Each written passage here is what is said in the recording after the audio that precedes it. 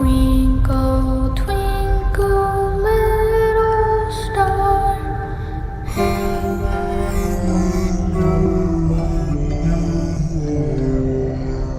He's alive!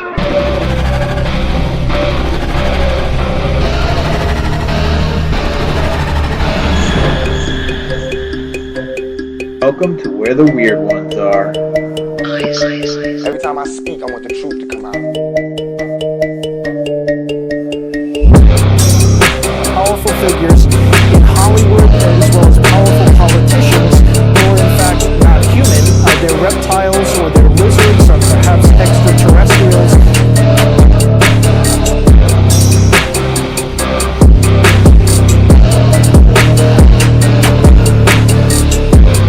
I don't think it is a human. I think it's a Sasquatch.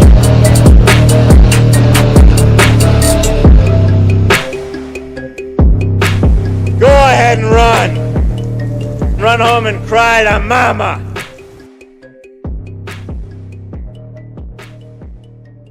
Let's get weird. What's up, you fucking weirdos? Welcome to another episode of Where the Weird Ones Are. My name is Kevin, but you probably already knew that, and if you didn't, now you do. So, today's episode is a pretty good one, I would say. It was really fun. It is with the gentleman from Middle Aged and Creeped Out. If you haven't heard that podcast yet, you should definitely go check it out. It's a really good one. I enjoy listening to it. I do believe it's 2 episodes a week, like a regular episode, and then they do mini episodes. So you get a mini episode and a regular one every week. So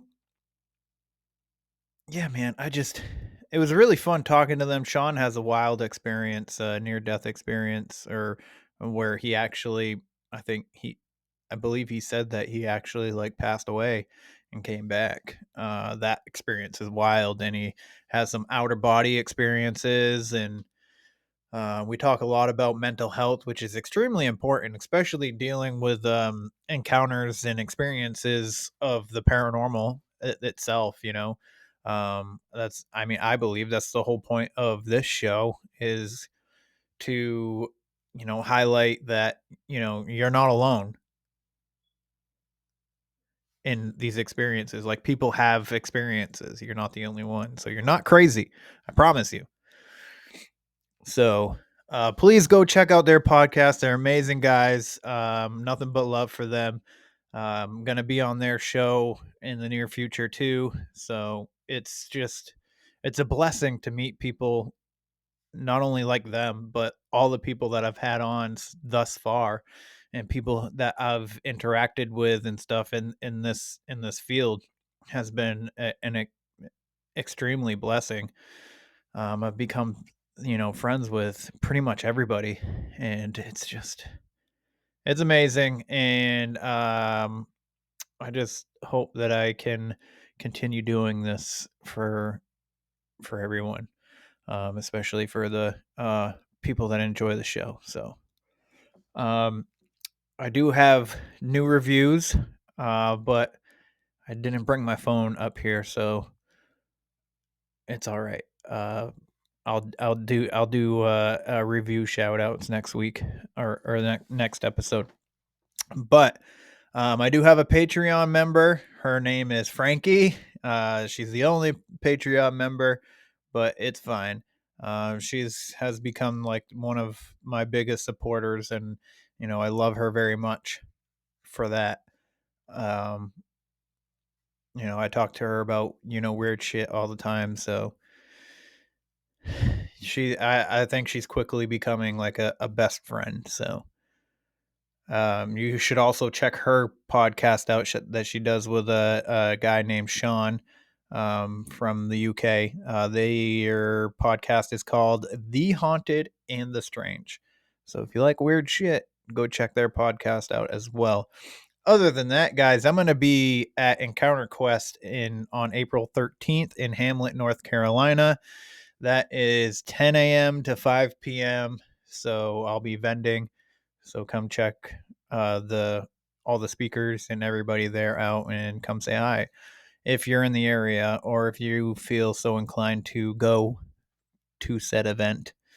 Also 40 Infest on June 8th. That's 9 a.m. to 3 p.m. right here in Sanford, Maine at the Memorial Gym.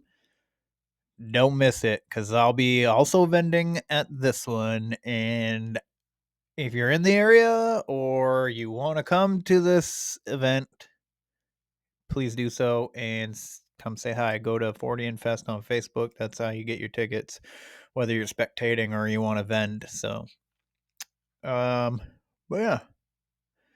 yeah, today was a good day. Got out of work early, you know. I'm happy, I'm healthy. I started seeing a nutritionist, so she's helping me. We met at the gym like a year or two ago, and we became pretty good friends through just running into each other at the gym all the time. And now she's my nutritionist. So I just wanted to support her and whatnot. So, what else? I think that's it. But Weirdos Only for Patreon, if you're interested, you get an extra segment called Story Time, where I deliver a story of true crime, of, ghost stories or ghostly encounters or whatever, like in a story format, hence the name Story Time. You get bonus episodes, you get early access to each episode, you get a free mug, and you get access to the chat room on the website, because that's password guarded. So like-minded people that are on the Patreon get access to it. I'm probably only going to be in the chat room randomly for like an hour here and there, like once a day for an hour to interact with everybody. Trying to not be on my phone so much. So, which is kind of makes me happy that I'm not trying to figure out Discord. You know what I mean? Because I feel like between the Instagram and the TikTok and the Facebook, trying to put my content on there, I already feel like I'm on the phone too much anyway. But yeah. So if you're interested in all of that stuff, it's Weirdos Only on Patreon. So I'd appreciate it if you did. If you don't, not the end of the world. I'm totally fine with the Patreon being a bust. I already felt weird about charging people anyway. So it's not the end of the world. Anywho, please like, follow, share, and subscribe.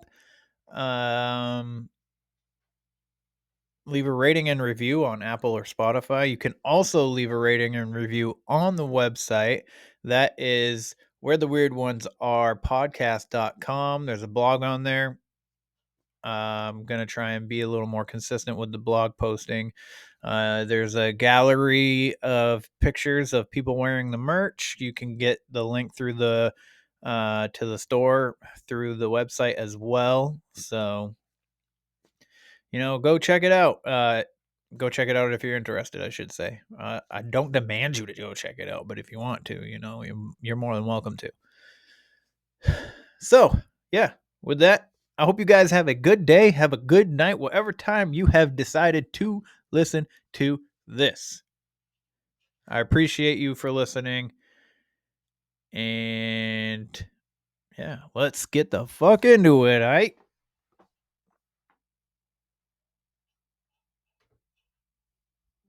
They're coming to get you, Barbara.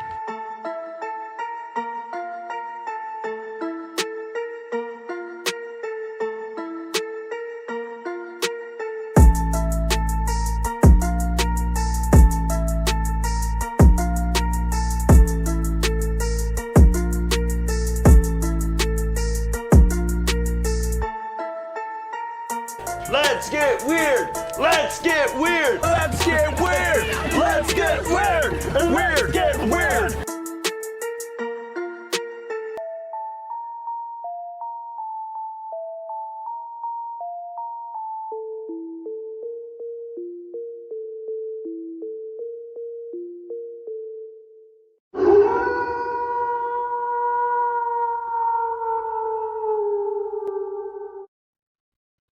What's up, everybody? I'm here with the Mako boys. How's it going, guys? Great, man. How are you? Doing good. Doing awesome, man. Awesome. So I got Todd, Shawn, and Nate from Middle Aged and Creeped Out podcast. We're gonna talk about some paranormal shit. But before we do that, if you guys don't mind, just letting the good people know who you are, and a little bit about your podcast and where they can find you. Sure. Nate or Shawn, go ahead and start. Hey, I always get picked for this, so I'm not sure how that. But yeah, we're middle aged and creeped out. We've been out for almost 3 years now, 2.5 years. In March. Wow. So in March, yeah, we're heading up to that. We are all things paranormal and creepy. We record regular episodes that drop on Wednesdays and many episodes on Saturdays. And we also advocate for mental health. That is one of the things that we've set forth to do from the get-go. And so that we do that. And we've gained a pretty good listener base around the country and even around parts of the world. And so we keep going. We started this off with fun. We really thought nobody would listen outside of our families. And surprisingly, nobody in our families listened, but everybody else wanted to listen. So we have nobody in our families that listen, Kevin. Surprise. Yeah, anti-bullying too. Did you say anti-bullying? Because Todd is very guilty of that. Actually, Yeah. Nate can attest to that. So. Yeah, I don't adhere to those regulations Never. within our podcast. We call the hotline regularly on him. Yeah. I think they should bring back bullying. Just allow it. That's how you build character. Right, exactly. That's why I tell my kids, Dad, why are you being mean? Just deal with it. No. I'm trying to make you a good person. Right. Perseverance. Come on now. Right. Exactly. What's funny is I picked up my daughter, and she's 10, from basketball before I came over here. And her coach is a grandpa. And he's doing it old school. And he's just getting after him and kind of in their face. And the dads were just kind of watching. None of the moms were there. I'm not saying that would make a difference. But afterwards, he came up. I hadn't met him yet. And his name's Steve. And he came up, shook my hand. And he was like, hey, he told me all about how Elle was doing, my daughter. And I was like, I really appreciate this. This is how it should be. You know, we don't need to placate him. The girls did fine. Nobody cried. Nobody, but I thought it was cool. Good. So I agree with the bring back bullying. No, the mental health part is one of the things that drew me to your guys' podcast as well, because I love that shit a lot. So I try and I use my podcast as like a platform because for people to just tell their stories, because just having a paranormal experience or any kind of experience that you can't really explain, and then you're trying to explain it and you're like, well, maybe it's this, maybe it's that, and people are like, oh, you're crazy, it's probably just sounds of the wind or the house settling or something like that, and then people they withdraw, and they it could cause them to shut down. Depression, PTSD is a big thing, especially for our veterans. So I like to provide that space for people to tell their stories with somebody who isn't going to judge them or tell them that what they experienced that they didn't experience, because I myself experienced a lot of weird things, and I had a traumatic childhood, but not. I'm sure there's plenty of people that had a worse childhood than mine. Mine wasn't crazy, but there's trauma there, and I think that set a lot of my paranormal experiences. So that's what really intrigued me about your guys' podcast, just because you bring that up right at the beginning of every episode, and I appreciate it. Well, thank you. Yeah, it's important to us, and it always will be on our show. Like we always talk about, we love the creepy and paranormal, anything, whatever, unexplained and all that stuff. But man, if we don't do any more, we don't talk about mental health and anti-bullying and things that are real life situations and issues with people, then it can only go so far. So we get a lot of compliments, people saying like you did, Kevin, thanking us for, hey, thanks for being open and honest on your show. Thanks for mentioning mental health awareness. Thanks for, maybe I had a bad hour or a bad day, and then listening to your podcast, listening to you guys give hope. And that's what we want to do, is give hope. Like I said, we love the creepy stuff, but man, we got to do more than that, and so it's just a small way we can give back. And I struggle. I'm very open on the show. I struggle with mental health, and I battle depression all the time, and anxiety, and stress, and one of the three or all of it, at the same time, a lot of the time. So it's very important to me personally, just me. And so I think three of us, it's something we will continue to do. And like I said, if our show helps somebody, you never know who might need that phone number we give out, or just the like I said, maybe a laugh for an hour, get away from the nonsense that they're struggling with, and maybe it helps them in a small way. But yet, I don't know. It makes us feel good. Yeah, the laughing is a big part. I mean, we do talk about creepy and paranormal stuff, but we try to do it in a uplifting, light way. That's right. Yeah. Kevin, I appreciate what you're doing too, because building that community for people to feel safe about their experiences is huge. Because it's true. When we came into this, we thought about that. We all have our own little experiences that have happened. We've been inundated with people that say the same thing, like, "Well, I've never told this to anybody before because I thought people would think I was crazy." And they do. They keep it in, and it manifests in mental illness itself. So I think that's wonderful that you're putting that out there, and it allows people to know, like, "Oh, I'm not alone. I'm not crazy out there. We don't know what we don't know." I say that a lot.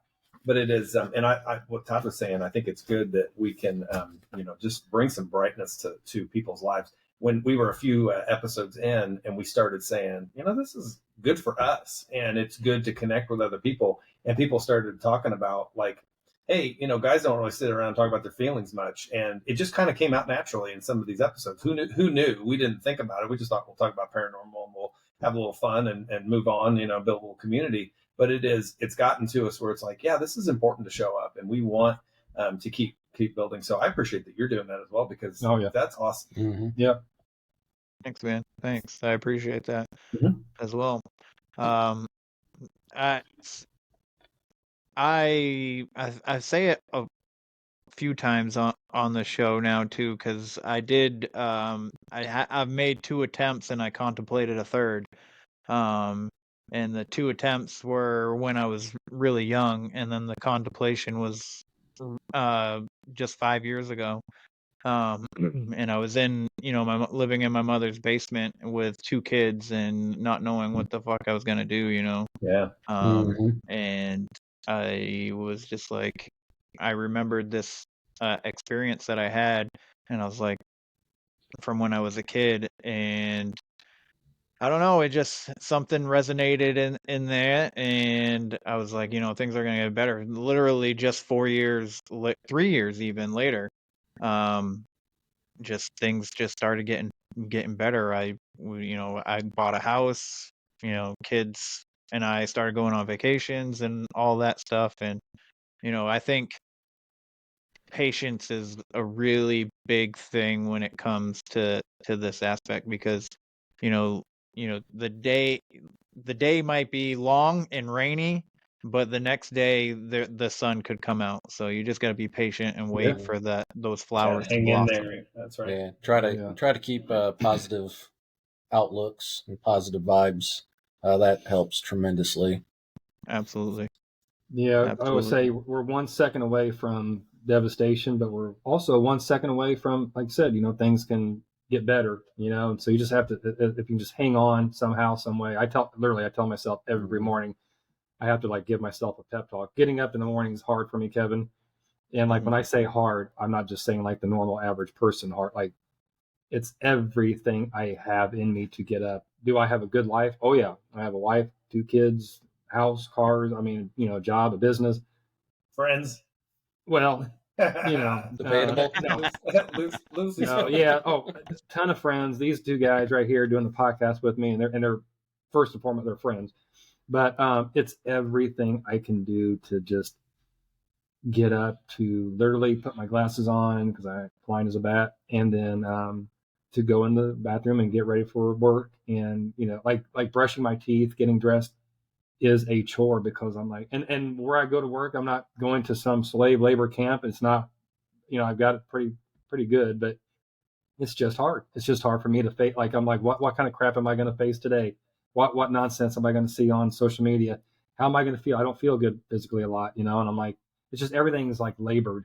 I guess is the best way. Just and I have good day or more good days than bad days, but man, it's hard. It is really hard. So when I talk about it, I'm not embellishing.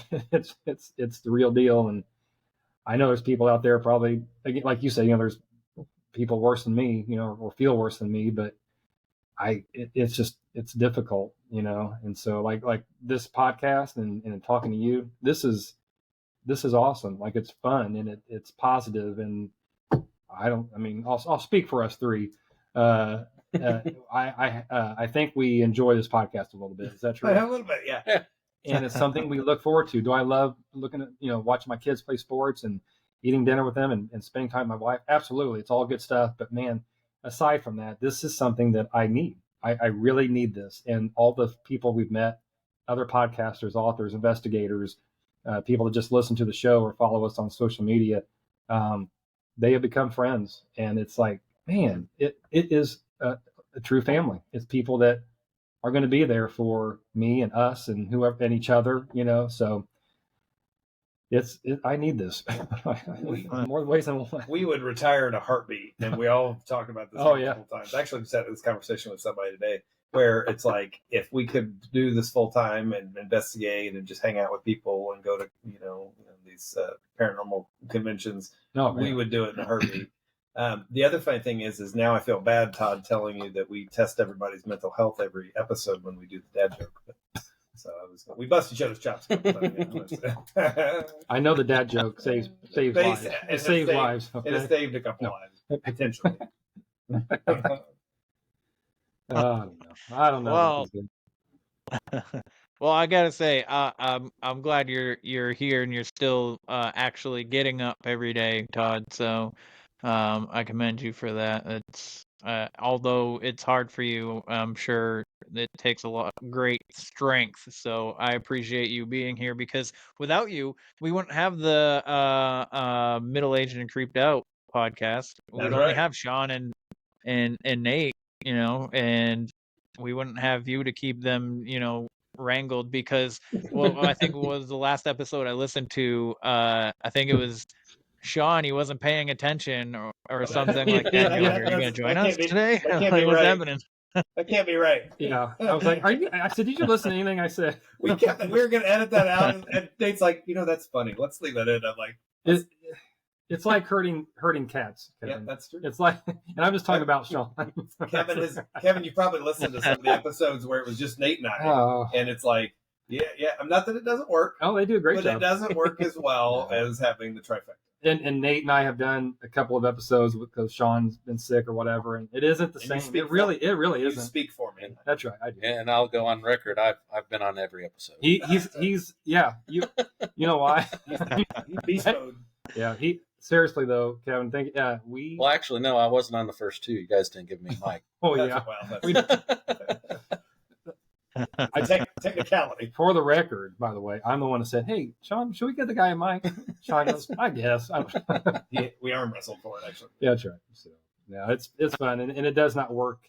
When we have to work it with just two, it works, but in general, it doesn't work as well without us all three here being together. So, it's a blast. Yeah. It is. So, and like I said, I haven't known you a long time, a couple months, 2-3 months, and like I said, throw you in the mix. It's like another great guy and it has another great podcast that we consider a friend, and like I said, we haven't known each other that long, but somebody has the same love for the paranormal, but then, has the mental health aspect of it. And that's what it's all about. Just meeting people and sharing, values and sharing the same common loves and interests, so it's been better than I can ever expect. I know that for a fact. Yes, for me as well. When I started my podcast, I was just gonna just do episodes. I didn't think that there was gonna be so much love from guests that I had on. I thought that they would come on and then after I was done recording with them, that would be it.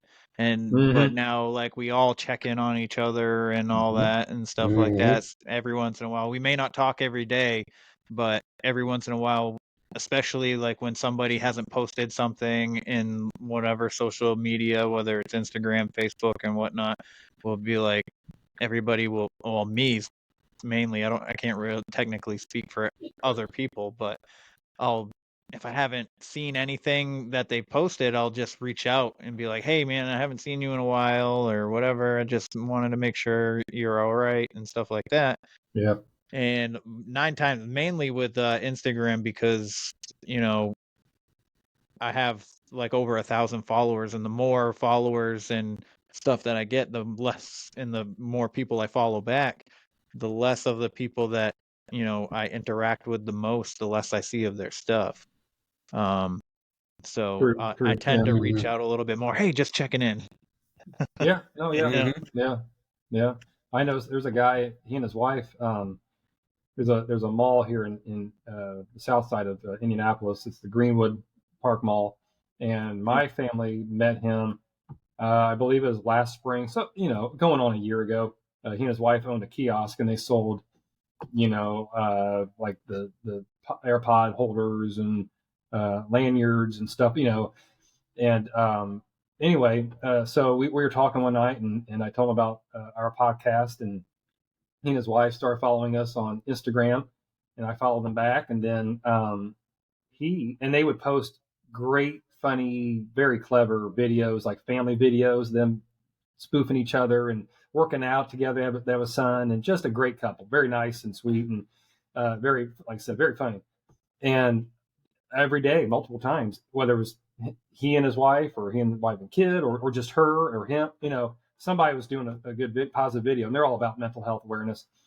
And for about 2 or 3 weeks, I didn't see any of them. I'm like, I started worrying. And so I reached out to him. He said, hey, thanks for reaching out. It was like a day or two later. And he goes, we're good. So I thought, oh my gosh, did they get divorced? You know what I mean? Was there a death?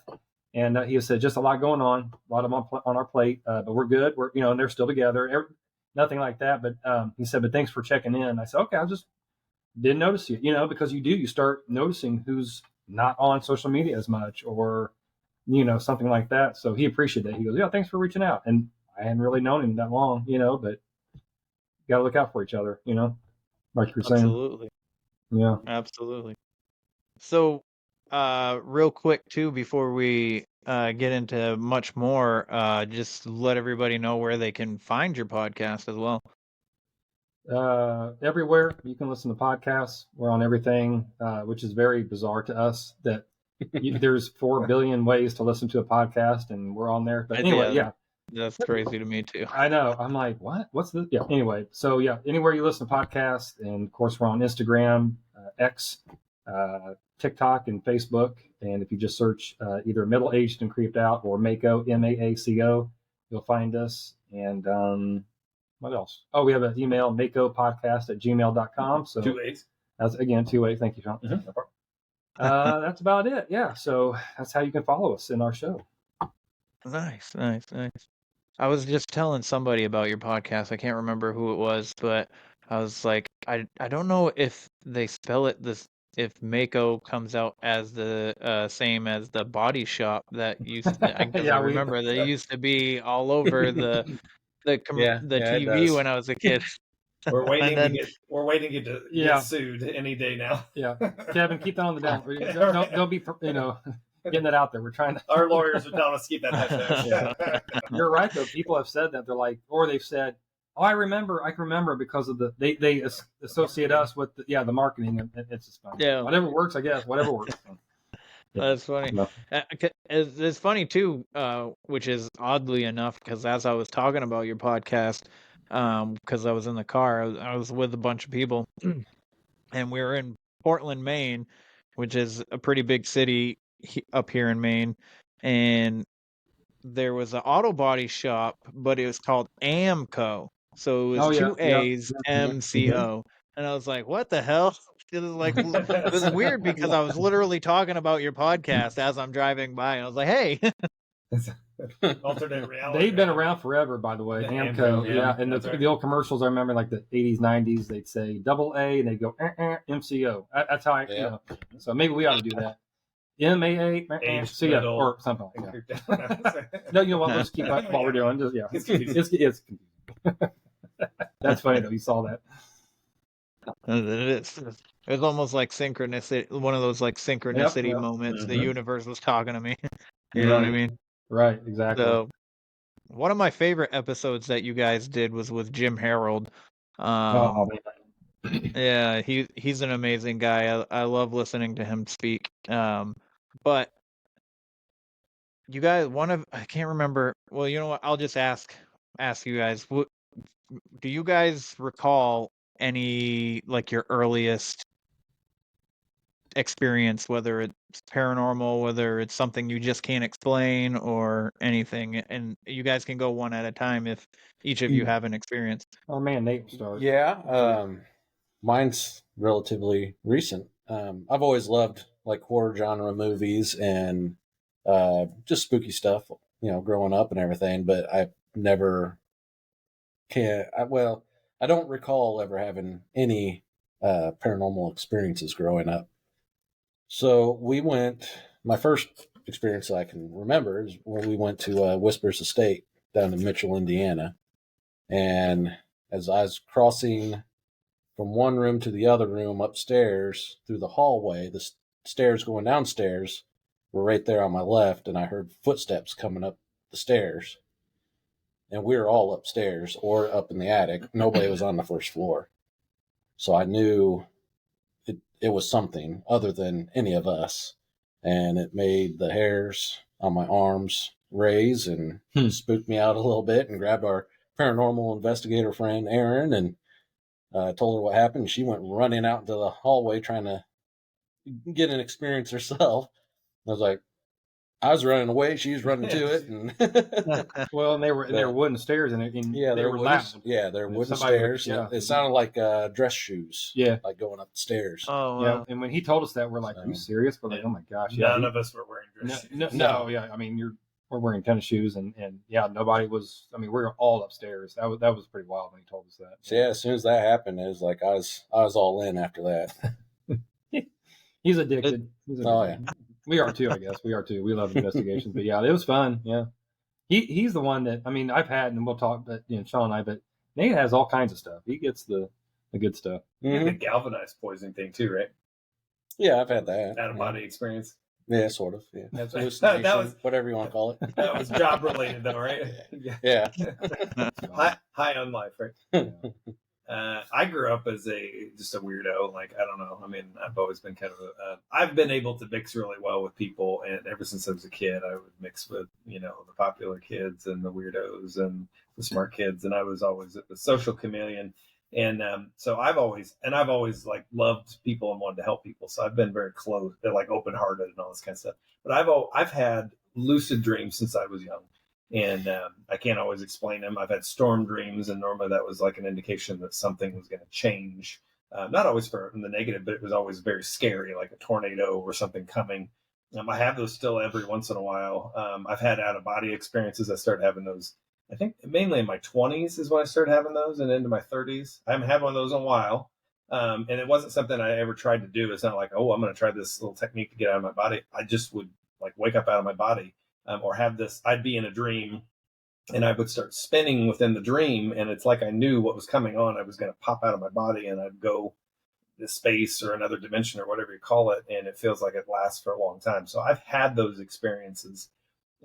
Sometimes it seems like there are reasons. There's definitely symbology in some of the dreams. I've written a lot of them down. I can remember them. People say, oh, you got to write them down so you remember them. But like, I'm never going to forget them. Like, they are imprinted on my brain. And I've had a lot of, you were talking about synchronicities, a lot of what, I don't believe in coincidences. I just think things happen for a reason. Todd asking me to do this podcast. I think it happened on purpose. It was one of those things. I even fought it at first, a little bit, like made up every excuse, but it was like, no, this is supposed to be, so it's just, and it's a lot of times when you let those kind of things happen and you just ease into those coincidences. It's a little spooky sometimes, but it's also, you feel like you're listening to your heart song. I guess it's a kind of a weird way to put it, but it is like the music that you play or the music you put out there in the universe is like, it's on purpose, and people want to hear it. You just sometimes are a little weird to put it out or feel weird to put it out there. So I still don't know exactly why I've had all the experiences I have. have had, but I've had a fair amount. And that's what Todd and I talking a lot about paranormal stuff when we got out to dinner. Yeah. We went out during COVID when nobody else would go out, and we just had I tell him these wild stories, and he's like, "Man, I've never heard that before." I said lay off the drugs. But... Exactly, and that's another good point. I've never taken any drugs. Just kidding. I'm super boring in that department. I was in an accident where my car was totaled, and some people say, maybe you got a traumatic brain injury, so it's possible that some of those things are from that, which is true. And that's connecting a lot of dots. Exactly right. I had migraines, and I still get them every once in a while. So it's very possible that there's some neurological type stuff there. But it's been so out of this world, like some really cool experience. Like I said, it's not all fear based. So, but yeah. So I've been talking about some of those slowly as the podcast has evolved. First, I thought, man, I'm not going to talk about this stuff, but it's kind of eked out of me here and there, and I've gotten a lot more comfortable with, not like we talked about before, Kevin, not feeling like that weirdo. It's like, oh gosh, he's lost his mind. And this stuff, when you're talking about the paranormal, whatever it is, if it's you're hearing footsteps up a stairway and nobody should be coming up the stairs, or out of body experiences and all that, and then whatever ghost, it's neat that we can feel comfortable. Obviously, we do a podcast, but like we can have people on to share their experiences. We can have people post on our Facebook group, "Hey, I saw this, I experienced this," or what. Nobody's gonna make fun of you. We might not know really what's going on, or maybe it's not what they think, or I can see. I don't know if it's that, but I'm not. But they experienced it, whatever reason and however they did it. So.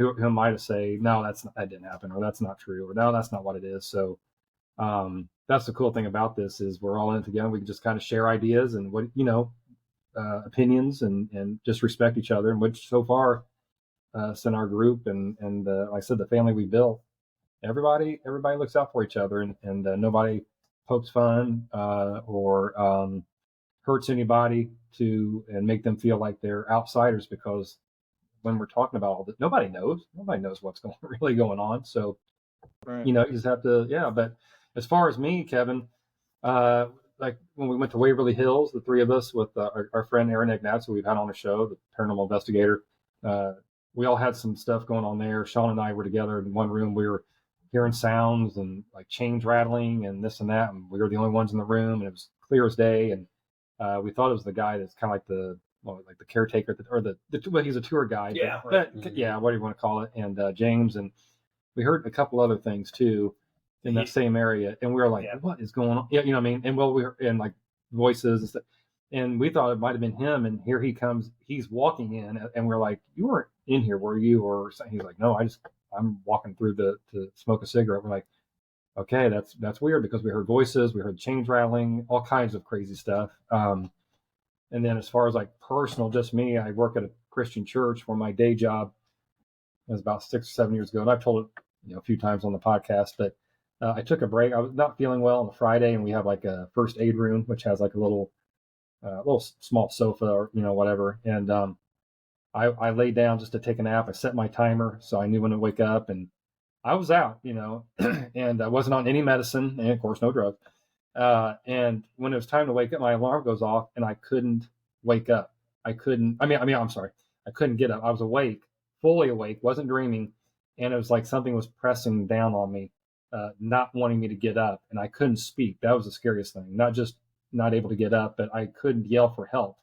And it lasted, I don't know, 5-10 minutes, something like that. I can't remember exactly now, but that was really creepy and very scary, actually. And people say, well, you work at a Christian church, like, what do you think? It was a demon? You think it was, some spirit or whatever? I said, I don't know. And I don't know if I'll ever know, but, I said, but it felt like something, though, not just like I couldn't move, could call it sleep paralysis or whatever, but I couldn't, like I said, they said, well, were you dreaming? No, I was fully awake. I knew I need to get up, and I just could not. It's different, like I said, in the morning when I go to work, like I physically couldn't move my legs, my arms. I couldn't, and I finally just told myself I got to, and, not able to speak or yell. That was really, I don't understand that. But anyway, it happened. And I finally just burst through and just finally sat up and just got the heck out of there, and I've been in that room hundreds of times since then, and nothing's ever happened since then. So nothing before that and nothing after. So that was probably the creepiest, weirdest thing that's happened to me, So Sleep paralysis. That's definitely that sleep paralysis that you just touched on there. So did you feel like a weight on your chest too at all? I didn't really feel a weight like heavy, but I just felt like something was trying to keep me down, like to scare me, and it sure worked. I mean, so I wouldn't say like, they always say like the old hag syndrome or whatever, that you feel like some entity, witchy looking woman's like setting on you. Nothing like that. And I couldn't see anything. I didn't see any Hat Man. I didn't see any shadow figures, because they said a lot of sleep paralysis, you get a lot of that to go with the that situation. But no, I just couldn't speak, and I could not move. It was literally like I was paralyzed. Like it was paralysis. And but I felt I was like, something is holding me down. Something is trying to scare me. And it worked. And finally I finally sat up and moved on. And I didn't tell anybody. I didn't tell my wife, and she just found out about it a few months ago. Wow. Yeah, I never told anybody I worked with, no other friends, no other family members, until I shared it on the podcast. And then and I did share it with Jerry and Tracy Polly, good friends of ours, with Hillbilly Horror Stories. That was it until, like I said, when I finally told my wife, and she, it's because it was. And here it is. It's like, oh man, she's gonna go, honey, no, it didn't happen, or what are you talking about? But she was like, yeah, if you experienced it, that's what happened, So kind of made me feel a little bit better. She knows I'm a wackadoo, but not, yeah. So that was intense. That was pretty intense. Yeah. So. This is Tracy. This is Samantha. This is The Suspended Sentence. Grab your latte and join us as we enter season 2, starting January 1st of 2024. A year packed full of serial killers that you may or may not have ever heard of. Thanks for being there. Stay safe. Yeah. Real quick, what happened to Shawn? I don't know. It's fun. I'm saying reconnecting, but yeah, you guys can still hear me, okay? Yeah, it's it just says reconnecting, so I don't know. Oh, mine hasn't done that in a while. I did it the one time, but it never took away. I don't know. Might have to log out or maybe log back in. Okay. Yeah. You might have to log out and log back in, like Nate said. But was that one of those situations that you like felt crazy and that's why you didn't tell anybody? Oh, me about the sleep paralysis? Yeah, Todd. Yeah, sorry. Yeah. Well, I knew it happened. I mean, 100% knew it happened, but I just kind of like what you hear when you interview other people or people talk about, I didn't feel comfortable saying it because they're going to think I'm some crazy person. I guess, yeah, I'd have to admit, maybe that's why. Because I would say that, and, I work at a Christian church, and I'm very open to everybody I work with, ministers, whether they're kids ministers or senior ministers, whatever. They all know I have a podcast, and they think it's great, very supportive, and they don't make fun of me, or they don't go, oh, why are you into that stuff? They actually, some of them ask me about, what are you going to talk about tonight? Or what, it's kind of cool. They're interested, a few of them. And no, I guess I was like, I knew it happened. So it wasn't like, did it really happen? Or no, maybe I shouldn't mention it because I'm not sure. No, it did. I think I was afraid of what somebody's opinion was going to be, and I didn't want to deal with it. So then start this podcast. I'm like, well, if I'm going to talk about it, what better place to do it than our podcast? So yeah. And then even then, it took me almost 2 years or so to tell my wife, because I thought she's going to think I'm complete crazy, So, and she didn't. So yeah. So anybody out there, don't be afraid to share your story. If she listened to the episode, she'd find out. Well.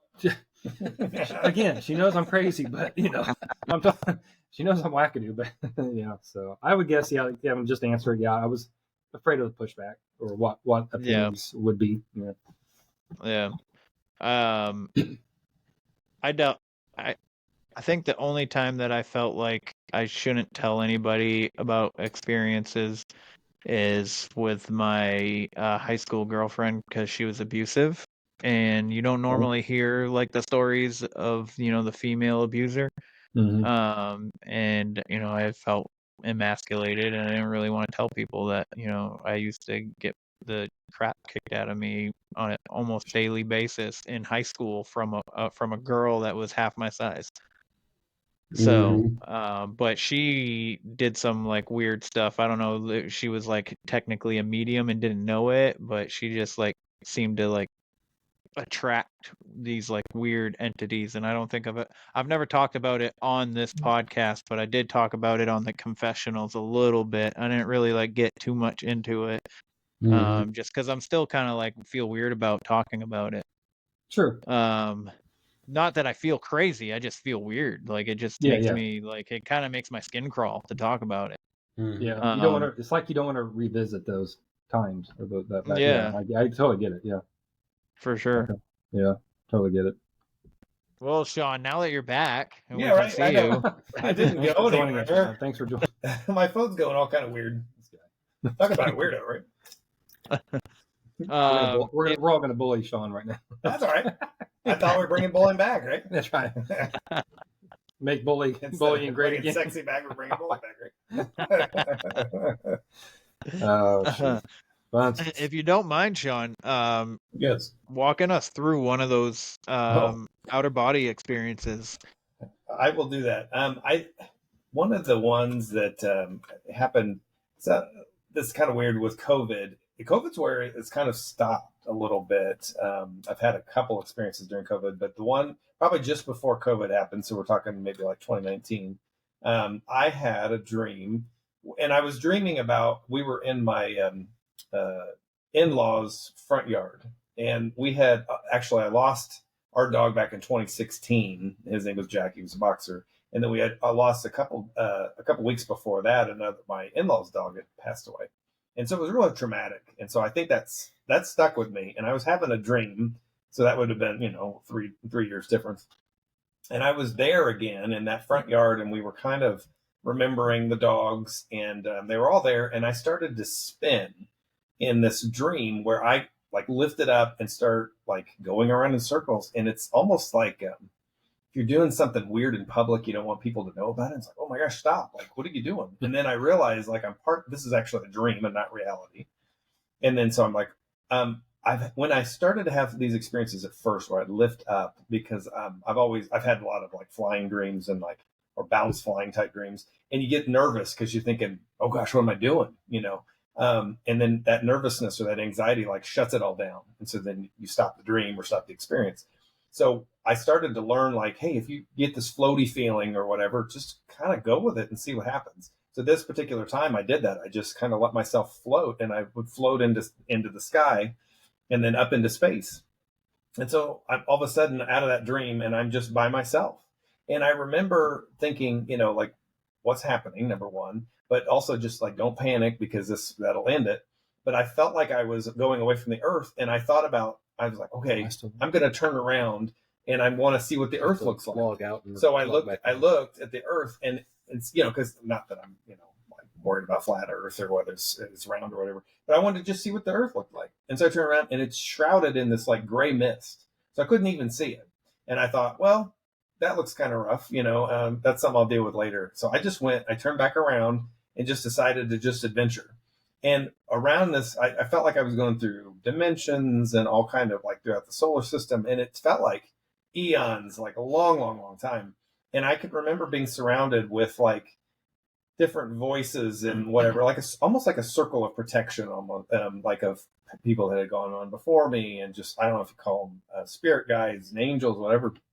But it felt like they were communicating with me on a level I couldn't even understand, but I felt comforted. So that felt like it went on for hours. But when I woke back up, and what basically is, I must have just at some point decided, okay, I'm ready to go back. And I drop into my body, and it feels like physically heavier because there's a lightness to being outside of your body. And I do believe they say that you're like tethered by some kind of, cord or whatever. And so I just drop into my body, and it was like, when you look over the clock, it's no more than 10 minutes went by or 20 minutes. And so it's very, very strange, but there's a peace, and there's a desire to know more, like what just happened to me and what is out there that I just went to. And is it where you go when you dream? Like, is that, they say, that's when our bodies recharge and all that kind of stuff. But where do we go? Do we go to some kind of a holding tank or heaven or another dimension? I don't know, but it's fascinating. But that's one of the few that I've had.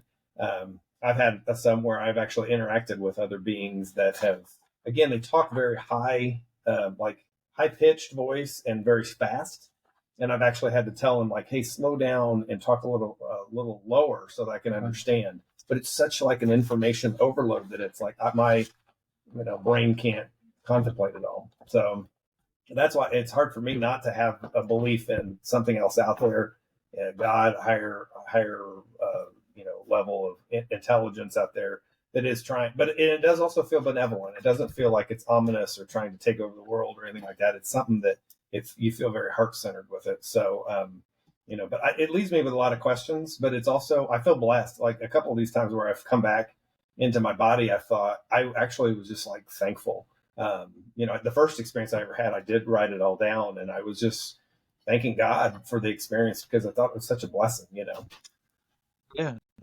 I feel like the more I do this podcast and the more people that I talk to, the more I'm like feel religious. Like I've never been religious. I've always believed that there was something more, but like I'm like, maybe am I Christian? I might be. You know what I mean? The more I talk to people, and I've had like I've become pretty tight friends with the guys from Cryptid Warfare. I don't know if you've heard their podcast at all, but they're devout Christians, and they're trying to bring light to cryptids, paranormal, and religion, and just trying to spread the word of God and whatnot. But I think it's funny too that you're you're out of your body, or whether it's a dream or you're actually outside of your body, and you go to try and see the earth, and you can't, because that's like one of the big, like that's a pretty intriguing conspiracy right now, is the flat earth. I know a lot of people are like, what, flat earth?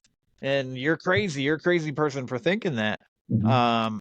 Yes, well, first of all, I am. Second of all, not that I'm not saying, I've never said that I believe that the earth is flat. I just think that like the things that make people think that are interesting. You know what I mean? I can agree with that.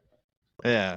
And I love listening to them talk about it, especially when, it sounds like they know what they're talking about, And I'm just like, ooh, that's interesting.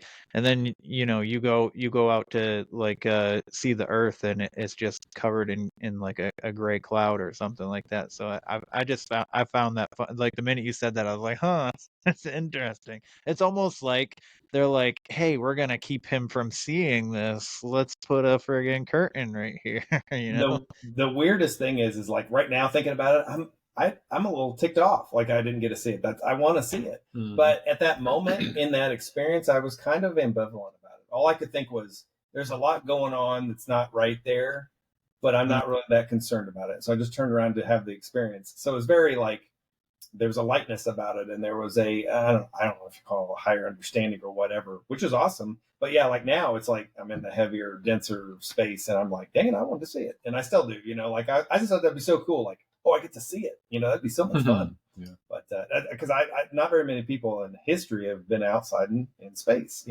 So I think it would be really cool to be able to experience that. Absolutely. I would love for that. Because sometimes even like with the what is it, the International Space Station pictures, sometimes there's a conspiracy that they're just in a pool of water. Right. You know what I mean? Like I just saw a picture recently, like some of them are upside down, some of them are sideways, but all the food is on the table. Yeah. You know what I mean? Like, yeah. How's those work? Yeah. I was like, wait a second here, that's kind of weird. Things that make you go, Yeah.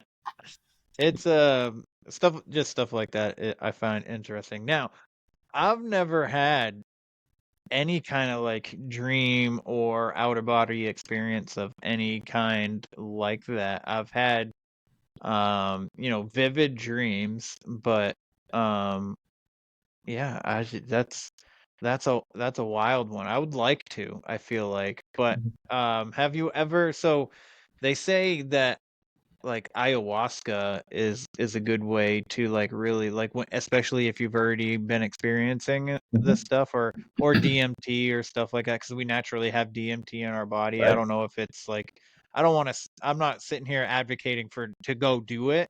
I'm just you know what I mean, because you know, do what you want with your body, like put what I'm not going to put any of that stuff in my body because I don't know like the long-term effects of it, but they say that like that stuff will like perpetuate those experiences even more, and it's almost like, I guess ayahuasca is like called like the god drug or something like that, or plant something, because you meet God when you do that. So I wonder if that was ever a thought in your head.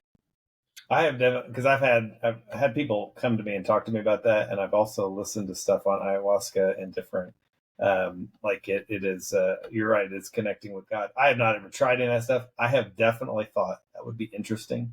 I have people, and I had this is, I'm not going to talk about it too long, but it is because it could take a while. But the experience I had this last February, I basically had a near-death experience. I did have a medical condition, an underlying heart condition. Coming here to this podcast, I actually went down all this sinkable collapse, basically, where I lost consciousness and I was in a coma for 5 or 6 hours, and I was out of it for a good 11 hours. And I did have an experience before my son, who did CPR. I mean, he's 15 at the time, and I was 16. He had to do chest thumps on me, and he brought me out of this heart arrhythmia that I was in. But I was wrapped in light. I was in a white area. I could not see anything, but I felt bliss, and I felt okay at whatever holding place I was in. I was good, but I was like calling out to Jesus and saying, I'm sorry and help me. And I woke up saying that to the kids. I told them I had died, and that, and I was talking about Jesus. And I don't remember those things too much, but I do remember the experience of like being there and then coming back here. And then I was going into, as I went into the coma, I was going into it was the opposite of that. It was very dark and very felt like I was trapped, and I was experiencing these things that I don't know whether they really happened or not, or how they were linked. The time, there was a lot of like time loss and time lapses that don't make sense. So I had those kind of experiences too. And that was, people would say, well, that was your body trying to protect itself from the experience you were having, or that you almost died, but then you came back, and that it was a DMT response in your brain. So I think that's very possible. But it's still, there's such a divinity to it that it's like, yeah, but it was still an experience that I can't explain, and I still think God was involved. I mean, I'm grateful to God for being back. But it is something that, there's been a lot of fear behind that too. Cause like, oh gosh, this is going to happen again. Part of me thinks, well, if I go to that place that I was at, I'm good. I'm okay with it. But I do want, I don't want to go. I've got kids, and I got a wife, and I got a life to live, so I'm not ready for that. But it is something that it has opened me up to helping other people, go through those kind of experiences, because near-death experience is not a regular everyday thing. But there are a lot of people out there that have had them, and they don't know where to go either. There's not a lot of groups out there that say, hey, I'm a near-death experience survivor, and here's my story, Yeah. There's groups out there for that too. I can't remember, where I heard, but they have, NDE groups, and it's like, that's cool. Like, you think, man, that would be pretty traumatic, so I think that's cool that somebody out there has, and there's probably multiple, but to have an actual group for support for that, because how scary would that be, or it's just a bizarre period, so yeah, I get it. It's been a weird ride. Yeah. Kevin, to be honest with you, don't let him fool you. He didn't feel like recording that night. And I played hooky. He was a slacker, and Nate and I were waiting. He didn't even call. Okay, so he was like near death. You can at least text me, to be honest with you. I don't know what. Nate's son came in here so nonchalant with like a popsicle in his mouth, apparently. Nate, tell exactly how your son. This is pretty funny though. This part's. He walked in here, and he's like, yeah, Harrison called me, I guess. So Harrison's my son. I guess, like, Shawn died or something. I was like, what? He's eating a popsicle. He just nonchalantly just, whatever. He died. I don't know, going to the hospital. I was like, okay, don't get excited. You go, what? Why? died. Yeah. I guess Shawn died. I mean, I don't know. I'm trying to finish this popsicle. They swear I did this for ratings, right? Like, listen, like, and Nate's reaction, I'm sitting here and I'm like, he's telling his dad, and I'm like, and he looks at me, he's like, what the heck? You know, like, what are you doing? Yeah. We're just He's like, report, right? So yeah, I had a conversation with him after that. It's like, things like that you tend to get excited about. You don't just, well, no, there's a sense of urgency. Come on, kid. Especially, and like, Dad, there's a spaceship out on the front lawn. I don't know. Made contact, apparently. Right. Yeah. There's a ghost in it. They said that they're here to dissect us. I mean, I don't know. Yeah, right. Yeah. I told them you'd go first. They want to talk to you about your extended warranty on your car. Crazy stuff, and it's just a lot of stuff going on out there with people, and it's like, oh man. And the cool thing is, they'll never end. Like, people ask us, "Aren't you ever afraid of running out of material?" We're like, "Are you kidding me?" No. There's so much stuff that happened way before us, and it's going to happen now, currently, and then whether it's us personal experiences or just other people's, and just so many historical places. I mean, think of all the towns and cities around the world, and all the different types of craziness that the paranormal provides. So yeah, I'll tell people, no, we could do this if we live for 400 more years. We would never run out of material. Never gonna happen. Never gonna happen. And we are living in some wild times right now, anyway. Oh my gosh, this is kind of absolutely. It doesn't hurt. Absolutely. Yeah. I just read an article today. They said that the town that I live in is the most haunted town in Maine. Nice. And it's had the most recorded sightings for the last 17 years, and I was like, how come I didn't know any of this shit? Like, I've lived here most of my life, and all my experiences are in and around this town throughout my entire life, the majority of my life. Actually, you want to know what? I don't think I've had an experience that was outside of this town, to be honest with you. So yeah, maybe this town is actually really haunted. There might be a portal like above us or something. I don't know. Yeah, right. Just have to have time to reflect on it. So I got to put that on the list. Is that what you're going to tell me? Shawn, put that on the list. Well, what town is it, Kevin? What town? What's the name of it? Sanford, Maine. Okay. Yeah. So is that like Sanford? Throw that down on the list, Shawn. Yeah. That's interesting, isn't it? Though you're like, oh, okay, that'd been nice to know a few years ago or whatever. Yeah. Or now. It'd be like, we live in Plainfield, Indiana, and just west of Indianapolis. And if somebody said, Plainfield is the most haunted place in Indiana, I'd be like, what? Now you're telling me? Like, what? We've been doing a podcast for almost 3 years ago. Yeah, what? Yeah, I know. I always kick myself. I'm like, why didn't I start this earlier? I'm like, well, it was for a reason, like Shawn said. I didn't know podcasts existed until 2016, 15 or 16, and then and anyway, but yeah. So that is interesting though, Kevin. That's pretty cool. Yeah. Yeah. Is it a big city or a big town that you live? Like, what would you guess is your population, or do you know? Like, we live in like 26,000 is where we're at. Decent. It's less than that, I would say. Oh, okay. I was just curious. They call it a city because of something, but it used to be. It was just like a township. So like it's Sanford Springvale. Springvale is just like a village, and it's really tiny, but nobody ever really calls it Springvale. It's just Sanford, technically. And then we have a South Sanford that is mainly woods and like farms and stuff. But then we have the actual Sanford, which is city-like, but for me personally, I wouldn't call it a city. But I think we like just got over the hump of the certain amount of population to be dubbed a city, I think, or something like that. But I don't know. But the weirdest thing is when I was waiting for you guys to come on, is there was a knock on this door here in this fucking this in my studio, and I looked at my dog and I was like, "Was that you?" And she's just like half asleep, like, "What?" And I was like, "Come in." And nobody comes in, and I'm like, okay. And nobody's here, by the way. Nobody. It's just me and my dog. And I Oh, got that's up and I weird. opened the door and there's nobody there. And I was like, what the hell is this?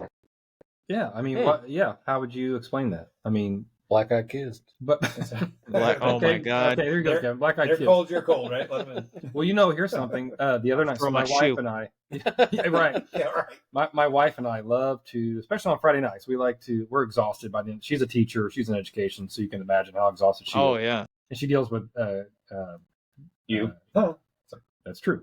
Like grade school, middle-aged kids, up to from kindergarten up to middle school, or no, now it's sixth grade. Wow. So anyway, and it's all behavioral. She's got a master's degree and all that, but she did for 20 years. She dealt with kids with special needs, 3, 4, and 5-year-olds. Now it's behavioral, so she gets all kinds of crazy stories. But anyway, so we're exhausted when it comes to Friday, and we're like, you know what? Our butt's going to be on the couch. We're going to pick a movie or a Netflix series, and we're going to get our pups or dogs, and if we crash out, it's Friday night, right? But a lot of times, so we watch TV like that. But I took some good time off with the kids and Amy for Christmas time. And the other night, we have 2 dogs, a male and a female. Maggie, most every time we sit and we're watching TV, and our daughters notice this too. I'm not sure about Elijah, but Maggie will stare up the stairways. There is nobody up there. The door's closed. She is like looking. You see a dog and they're like, oh, they see something or they smell something. Like they're intent. They're really focused. She has done that multiple times, and I'm like, I go, honey, look out.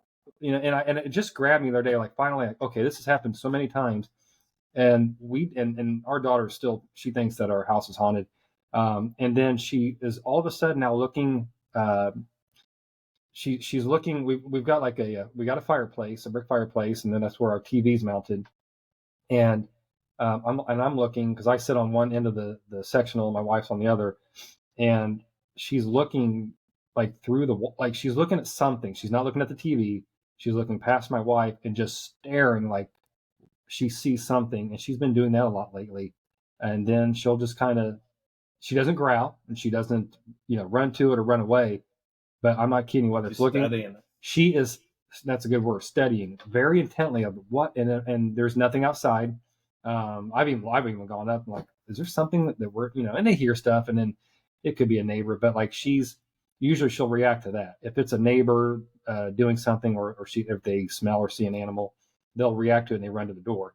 She is just sitting on her on her butt, staring at the wall, and then but what really freaks me out is when she stares up the stairway. And there's nobody up there, and it's like, what is she seeing? So I just had to mention, because I hadn't mentioned it to you guys, and it's like it's been going on more and more, and I'm like, what in the heck? So if she starts growling, then I'm like, okay, now something, but I don't, but whatever it is, if it's not, it might be nothing, but if it is something, she doesn't seem to. She's lost in thought. She could be just she's what she's no yeah I thought what, we're talking about this stuff. What better podcast than where the weird ones are? Since I feel weird talking about my dog staring at the wall and up the stairs. But that's like anyway. But who knows? Yeah, talking about when I was at work the one time, and Rachel sent me a video of our fan in the living room spinning backwards, and it wasn't on. She walked into the room and it was just sitting there spinning. She's like, "Okay, that's it. Pack up all your podcast stuff. You're out of here. You're bringing bad juju here." Yeah, and you said like nothing would be making it. She claims nothing was blowing. Yeah, so it hasn't happened since. But she has. Yeah, she has. And it wasn't on. That's a good story though. Really, it's small, it's simple, but it's like that. Well, creepy. Mm-hmm. Love the stuff. Yeah, I don't know. Have you guys ever you said you're out in Indiana, Indiana State Sanatorium? Have you guys ever done an episode on that at all? We have done an episode. We have done a live event out there. Oh, and nice. We've gone out there, 3 times now? Twice. Okay, yeah, we've been out there twice. We love it. It's an awesome place.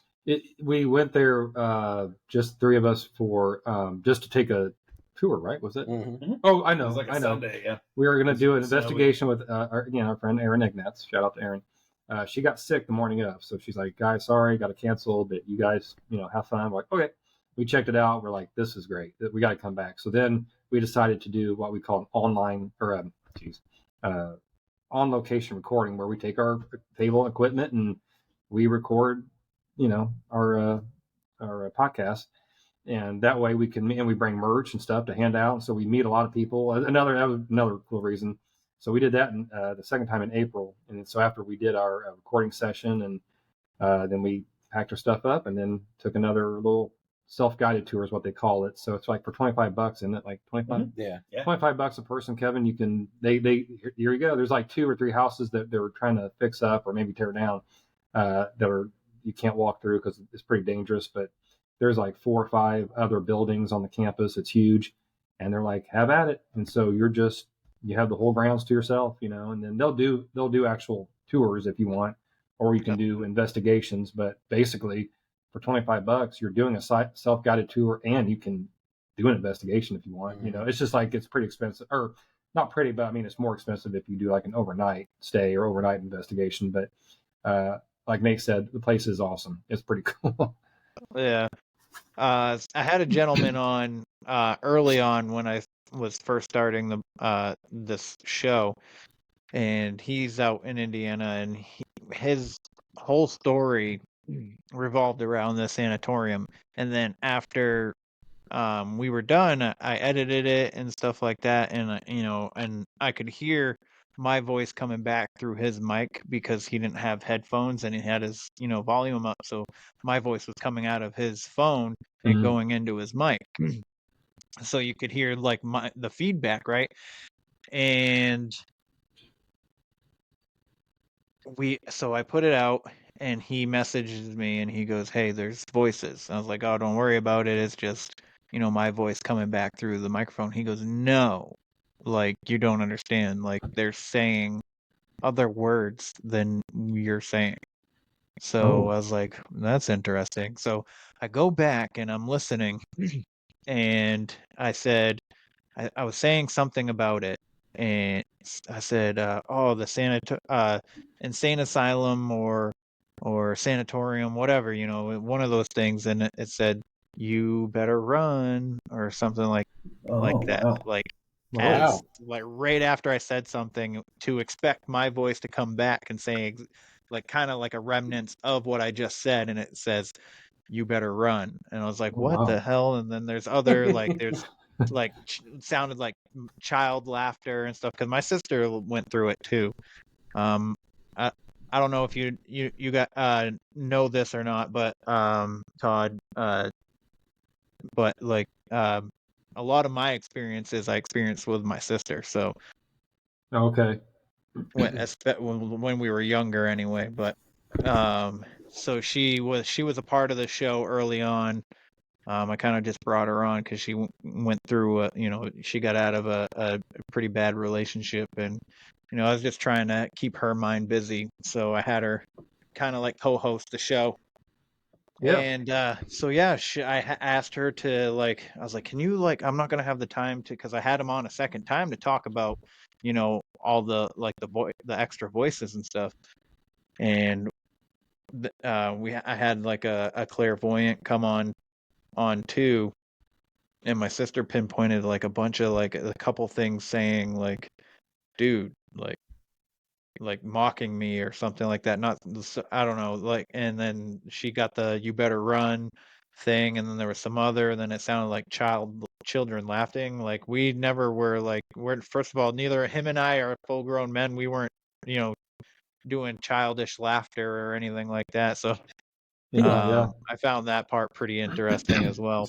But what comes to find out is that the clairvoyant seems to think that, like, the spirits from the sanatorium are, like, very interested in him and seem to have attached themselves. So every time he's been on another podcast other than mine, something happens with the technology when he brings up the sanatorium. So I want to get, like, into like documentaries kind of thing, and I really want to do, like, a documentary on the sanatorium with him. And now that I know that you guys are out in in the vicinity, I would love to have you guys be a part of it too. Oh, nice. Yeah. Heck yeah. We're only an hour away. It's pretty much straight west from us, and yeah, it's a cool place. It's very historical and a lot of tragedy. Sanatorium, you know, most of them are, right. but man, we haven't been disappointed yet. I mean, you know what I'm saying? Like, not like the word like, oh my gosh, it's crazy with activity, but we also haven't gone at night either. no, both times it's just been the afternoon. But I mean, but there's so much there, and it's got so much history, Kevin. It's huge, and it's a lot of deaths and mistreatment, and which is sad, you know. But I mean, it's so they've got records. We've talked about it. They've got, you know, Nate and Shawn and I, the second time still blew my mind. But like when we first got there and we were going through it, we're like, there's a magazine that says 1974, and then you'd see a medical record 1990, and then you see, oh my gosh, look, 1969. Then they have they have stuff everywhere. They have personal belongings, people that just left, you know, because they had to shut down immediately and close. But like you see everything from we saw things from the 60s through what was it, 2000? When was it closed? 2009. 2009. Yeah. So you'll see something that says 2009. Or then the very next thing, you might see something laying on the floor and it'll say 1989. It's bizarre. I've met people, and then we met people that worked there, or people that had loved ones there, and would talk about it. And because there was a psych component, the psych building, then there was the nursing home, and then the administration building. And it's interesting because we heard things like some of the psych patients, when they go out in the yard, they would like put grass in bags and they try to sell it to each other. Just like it's marijuana. Kind of some funny stories. I know. And then, but there were people that would go up and down the hallways, and they were very memorable type residents, and they would talk about them, and they're like, they're some of those spirits are still seem to be there. You know, they remember some of these people that we were talking about, the rooms that we could remember the paraphernalia that was in there. There was one that had, remember all those tarot cards? Oh yeah, wall-to-wall tarot cards. You see some bizarre stuff written on the walls, and it's just like, yeah. And one of the girls was able to say, "Oh, that was Mrs. So and So," and this and that about her. And so it was weird when you go through these, and like it's historical, but it's also like it's not that ancient history on some of these people, you know. No. Yeah, we'd love to do it though, Kevin. Whenever. Yeah. Where are you? Did we say that? Yeah. We'll accept. Good. Because I'm gonna try and do a documentary on the Spectre Moose first before I get anywhere doing anything else, like because the Spectre Moose is like 3 hours away from me, where the sighting was, the original sighting. So it'd be easier for me to do that. But I really first of all, not only do I want to do the documentary, I want to be there. Like I want to go there and do an investigation myself. Oh yeah. And I did my first investigation in Florida in October, and then I did another one right after in the Bridgewater Triangle. So I've only done 2 investigations, and both of them I got some like crazy evidence, and now like that's what I want to do now. Not it's all that I want to do, but I want to get into it for sure. We mentioned that we're all planning a retirement soon from all our jobs. Right. We've been to Indiana State Sanatorium twice, and we've been to Waverly Hills, which was awesome one, and then we went to Whispers Estate, and then we went Bobby Mackey's. We actually did Bobby Mackey's and Whispers Estate in the same day, back to back, and that was a full day. But that's a cool place. That place is stuck in 1977, 1978. They're remodeling it now, but it is like old honky tonk. But that's for starting out late in the last 3 years. That's 5 places, but we want to do more. We love the podcast. That's our main gig, because some people say, "Oh, you're investigators." We're like, no, we're podcasters who like to investigate. Yeah, right. We're like, no, we're like you got the minor leagues of baseball. Well, we're like below that, investigators, but. Kevin, if you ever made it down this way, we to go to the sanatorium, we'd love to go, and we'll take you. And man, it is. It's fun. Awesome and Greg Lawson, and I think his wife is. I'm sorry if Christina. I think it's Christina. Yep. Sweetheart. They are so nice. They're so inviting, personable. He came on the episode. He was actually, I don't know if you listened to it, but yeah, he was on the episode, and he knows so much, and it was neat to find out how he and his wife came across the property, why they bought it, what they were looking for, and they're just great people. So Greg Lawson, if you need to, and you might have known that already, but yeah, he and his wife own that, I think for, I don't know how long, 2 or 3 years, 4 years, something. Mm-hmm. But they're great people. They're really good people. So, and they said anytime we want to come back out there and do another on location, we're more than welcome. So yeah, it was great to meet them. Sweet. Yeah. Now, I see that there's a Bigfoot picture behind Shawn. Yeah. Right? Oh yeah. There. Oh, what do you guys think of the Patterson Gimlin film? Like, do you think there's something to that? It's fake. You really think it's fake? Yeah. Do you? Oh, Nate's our Bigfoot guy, I like Bigfoot, but yeah, I totally feel that's fake. It looks like a big dude in a gorilla suit. Does it to you? Yeah. To me, like, because like in all the suits that I've ever seen of like the hoaxes, the legs always seem like they look like pants. Like, but this seemed like the legs of and number one, it had tits, which was also weird to me. That's right. To just be like, oh, let's just put some titties in a suit. You know what I mean? Yeah. So like I don't know, like I could see the the calf muscle and I could see the breastises. So I was just like, maybe. But then again, I wasn't there, so I'll never know technically. Yeah. But I'm gonna go with I think it's very plausible that it's a real footage of something. I've gone back and forth, but it's gonna be fake. Yeah. But I with what you're saying as well, it's weird because I've watched videos and people break it down both ways, and you can say, yeah, I could see how it's fake, but then you watch one that's like, I could see how it's real. So I get some days I'm 50-50, some days I'm 60-40, but I could lean towards it being the real deal. I want it to be real. I know, I do too. But I lean more towards fake. Yeah. I would say not being a Bigfoot guy, but I have been intrigued with that specific story or that because it was that was what 1971 or 69, something like that. Yeah. That has always intrigued me.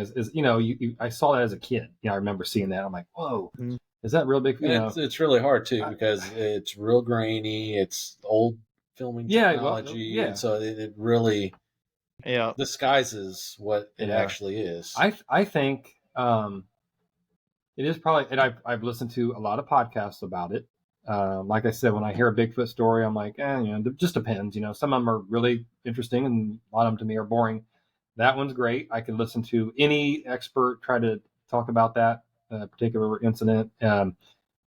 I would say though, again, I can see where Nate, where if he says totally fake, I'm like going, "What? You're nuts." Or Shawn's like, "No, I think it's totally real." Like, no, I'm literally 50-50. They have talked about how like it's got definition. Where most suits, especially back then, they wouldn't have done that. Nowadays they would with the better products and the makeup and all that. But I don't know. And again, like you said, Kevin, we'll never know. I could see it. I could see it being real, and it wouldn't surprise me. And if they said it's a total, like if they were absolutely able to prove that it was a hoax, I'd be like, yeah, it figures. Who knows? I don't know, man. I love it though. It's interesting. Mm-hmm. Hello, everyone out there in podcast land. I'm Movie Miss, one of the co-hosts of the great podcast about bad movies called Let's Talk Turkeys, where you'll find our format is a bit different than the other talking head programs you're used to. I'm a Gen Xer. My co-host is a millennial, so we're usually on the same page, but we do occasionally agree to disagree, and we always have a good laugh. Join us as we cover the good, the bad, and the ugly of cinema. You can find us on Spotify, Apple, or wherever you find quality podcasts. Yeah. I love all like cryptid stories, all of them. There's definitely like sometimes when I listen to people tell like an encounter story, sometimes like I feel like you're just reading like a book to me, like with the way they're telling their story. Mm-hmm. Not saying that they didn't actually experience it, but sometimes I feel like maybe they're embellishing a little bit of what they saw. But I don't know. There's so many, like, some of these creatures have been like told stories about the same creature has been told from like different tribes from like you got the Americas and there's in Africa and South America and of these like similar creatures. So I don't know. I find it super intriguing. Have you guys ever been in a cave and smelt some like rotting flesh?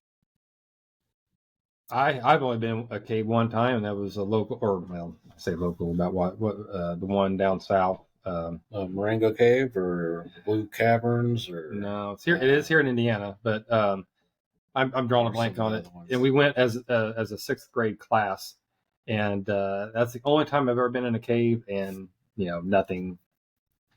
I didn't experience anything. So no, I've been in a lot of caves, but unfortunately, after having COVID, I don't have all that great of smell anymore. So goddamn COVID. Yeah, me and Shawn both suffer from afflicted, that. right? Yeah. So it's like we can smell certain things, but a lot of stuff is chemical smell. Ugh. So it's weird. Yeah. COVID, the gift that keeps giving. Yes. Yeah.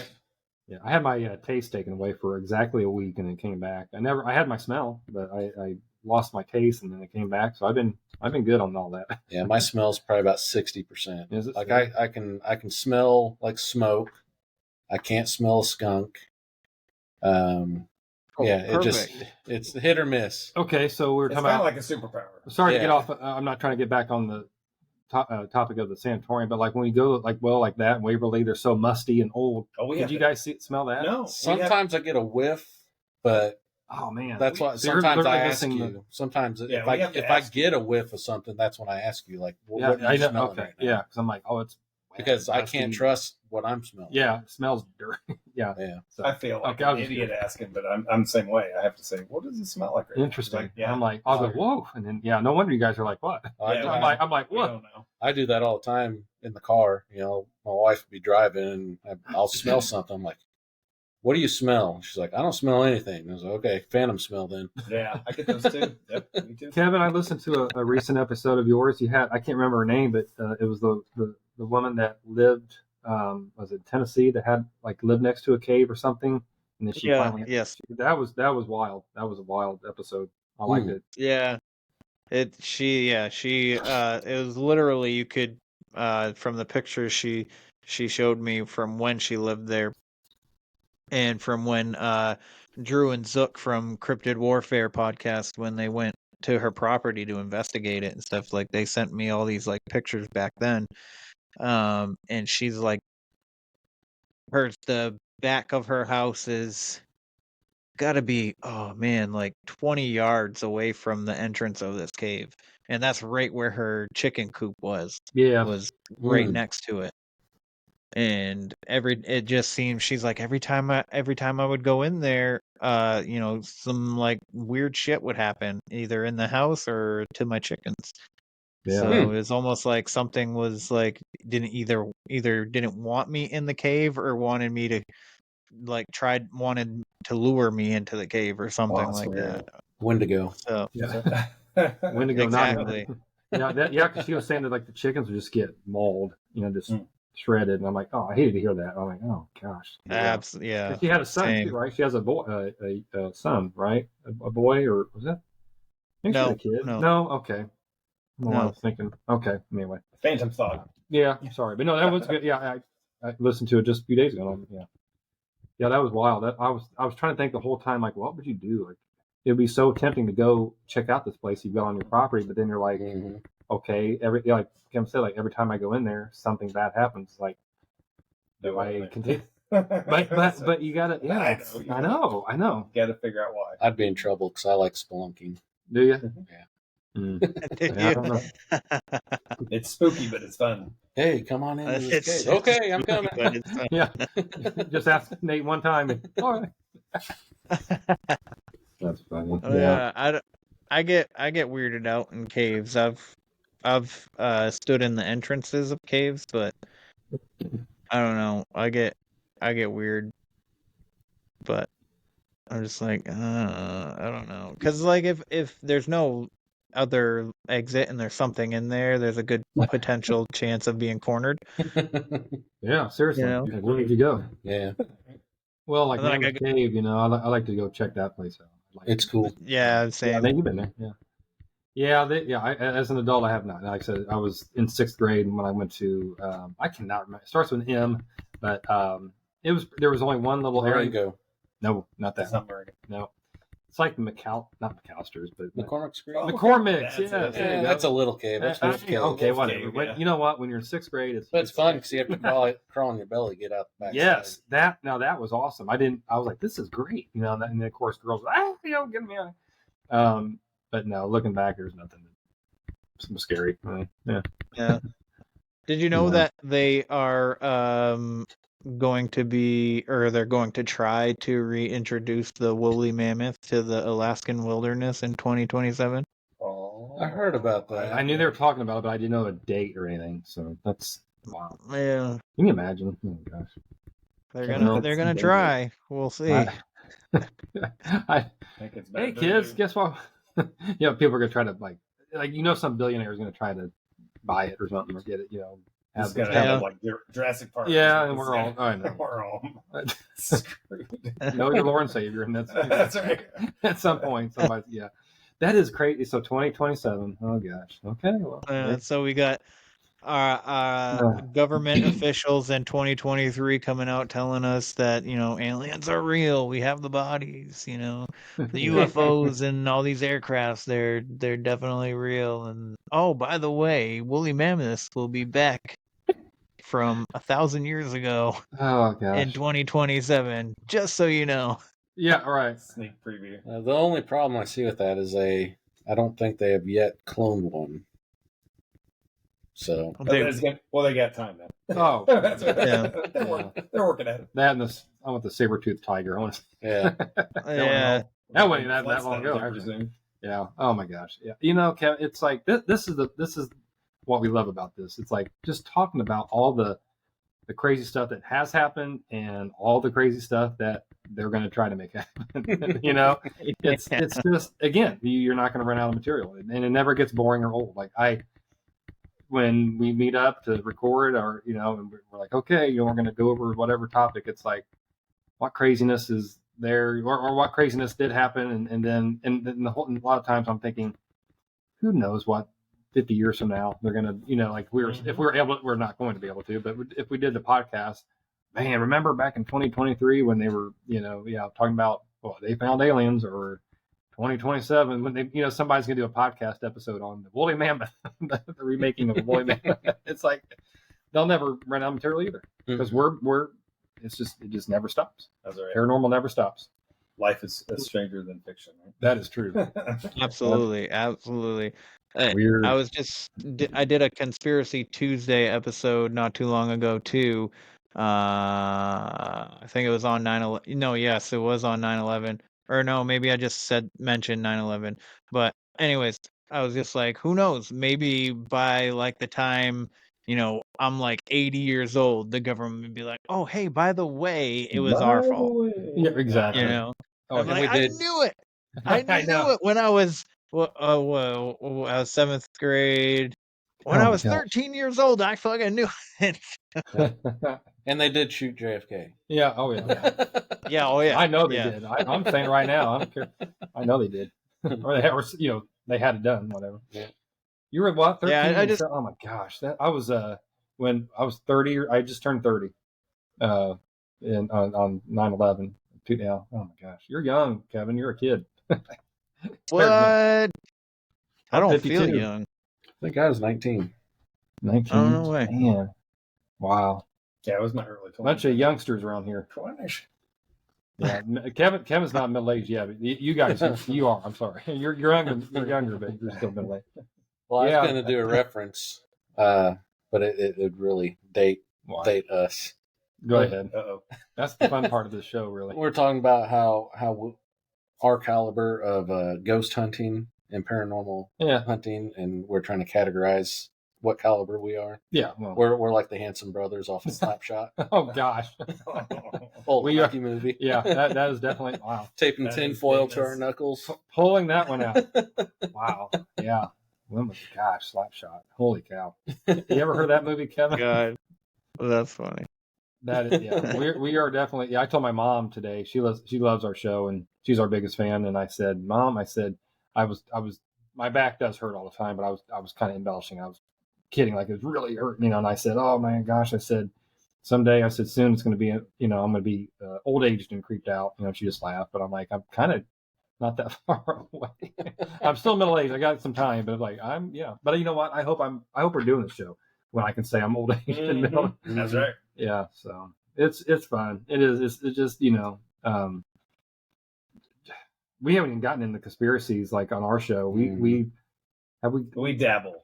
We dabble. We'll say something here and there, whether it's like because it's dabblers. Well, because it might be within a particular story that we're talking about, but we have not fully gone full force. But we did a little occult Nazis was fun. We did a little conspiratorial. We did that Black Knight satellite. We did What's the crazy guy back in the 30s? Crawley. Crawley. Oh yeah, Crawley. That was fun. Oh my God, you gotta do one on Parsons, Jack Parsons. He was one of Crowley's lackeys there. Him and L. Ron Hubbard, the Scientology guy. Yeah. Yes. Mm-hmm. Yeah, they're oh my gosh, crazies. Oh really crazy. Man, the weird things that they did. Holy cow. My buddy Oren is on he's a co-host over on Bizarre Encounters, and they did like a 3-part series on him, on Jack Parsons alone. Mm-hmm. And each episode was like an hour and a half. And I was just like, I'm like listening to it. I was like, this guy's crazy. Yeah, they're just pure nuts. I mean, just the stuff they got into. I'm like, oh my gosh, you're asking for it. Like, what are you doing? Yeah, I know, weird. Yeah, I forgot about him. Yeah, Jack. Oh my god. Yeah, and L. Ron Hubbard, he netter than a fruitcake. So. Yeah. And to touch on what Nate brought up, the JFK thing, I find it weird. A lot of the prominent like assassinations are done by men with 3 names. Because you got, which is bizarre. Abraham Lincoln, John Wilkes Booth, Martin Luther King Jr. was like Earl Ray Davis or something like that. And then JFK, and that guy's name is freaking escaping my brain for some reason, even though I've said his name a million times on this podcast alone. I can't think of it. I can see his face. Jack Ruby is the one that shot him. I can't remember his name. Oh my gosh, are we all blanking on that? Oh my god. Oh my god. That's a mass hysteria. Lee Harvey got it. For the win. Lee Harvey. Oh my god. But you know what? That's true though. A lot like That's weird. It 99% of them are 3 guys with 3 that they use their so bizarre. I think it's the weirdest part about it. But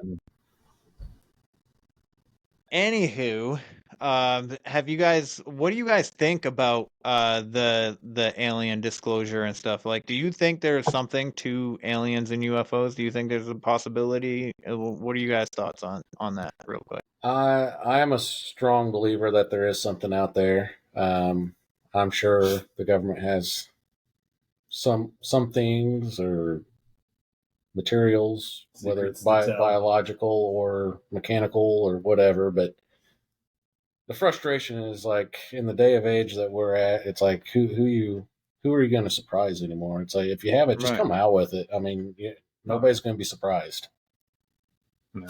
How bad can it be? Not telling us more. For me, I think I know that there's something that they're keeping from us, but now that they're telling us, it's like, oh God, now what else are you not telling us? Then what are you trying to mask beyond that? But I wish it would come out, and I would like to think it's a benevolent higher power. I really don't want to think of it as like Independence Day or something that's like trying to kill us or Signs. Or enslave us or what. Signs. Exactly right now. There's is it an amoeba in it? But they so I like to stay on the softer side of it and hope that it's something they're ready to share their technologies with us and they want to intermix with us or whatever. I hope it's a good thing, but I don't know. I wish they would just come out with it though. Well, I go down the rabbit hole too. Like some theories are it's our future selves. Yes, traveling back to us. That's an interesting one. Yeah, I say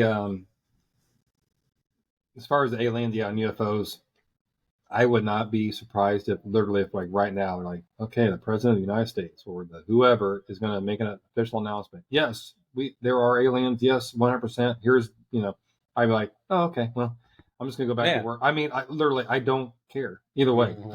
I don't care. So it's interesting, but I don't care. Like, it's not going to blow my mind because I'm like, are you kidding me? Everything that goes on, yeah.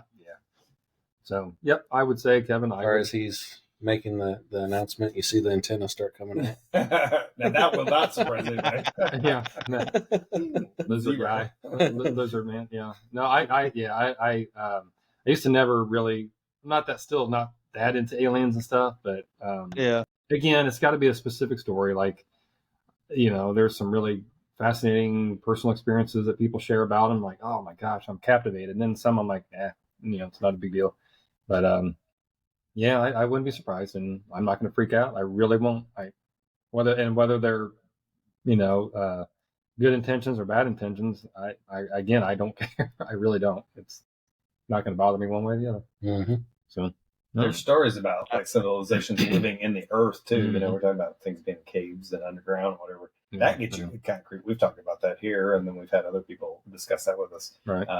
That gets really creepy, and that could be, a lot of people say point towards it being malicious, but it's like, man, if they're underground, what the heck are they doing? And is that a control mechanism? But I don't want to think of it that way, but who knows anymore? Like, you're right. There's nothing really left to surprise us anymore. I think they'd be idiots to stop here, though. All right, yeah.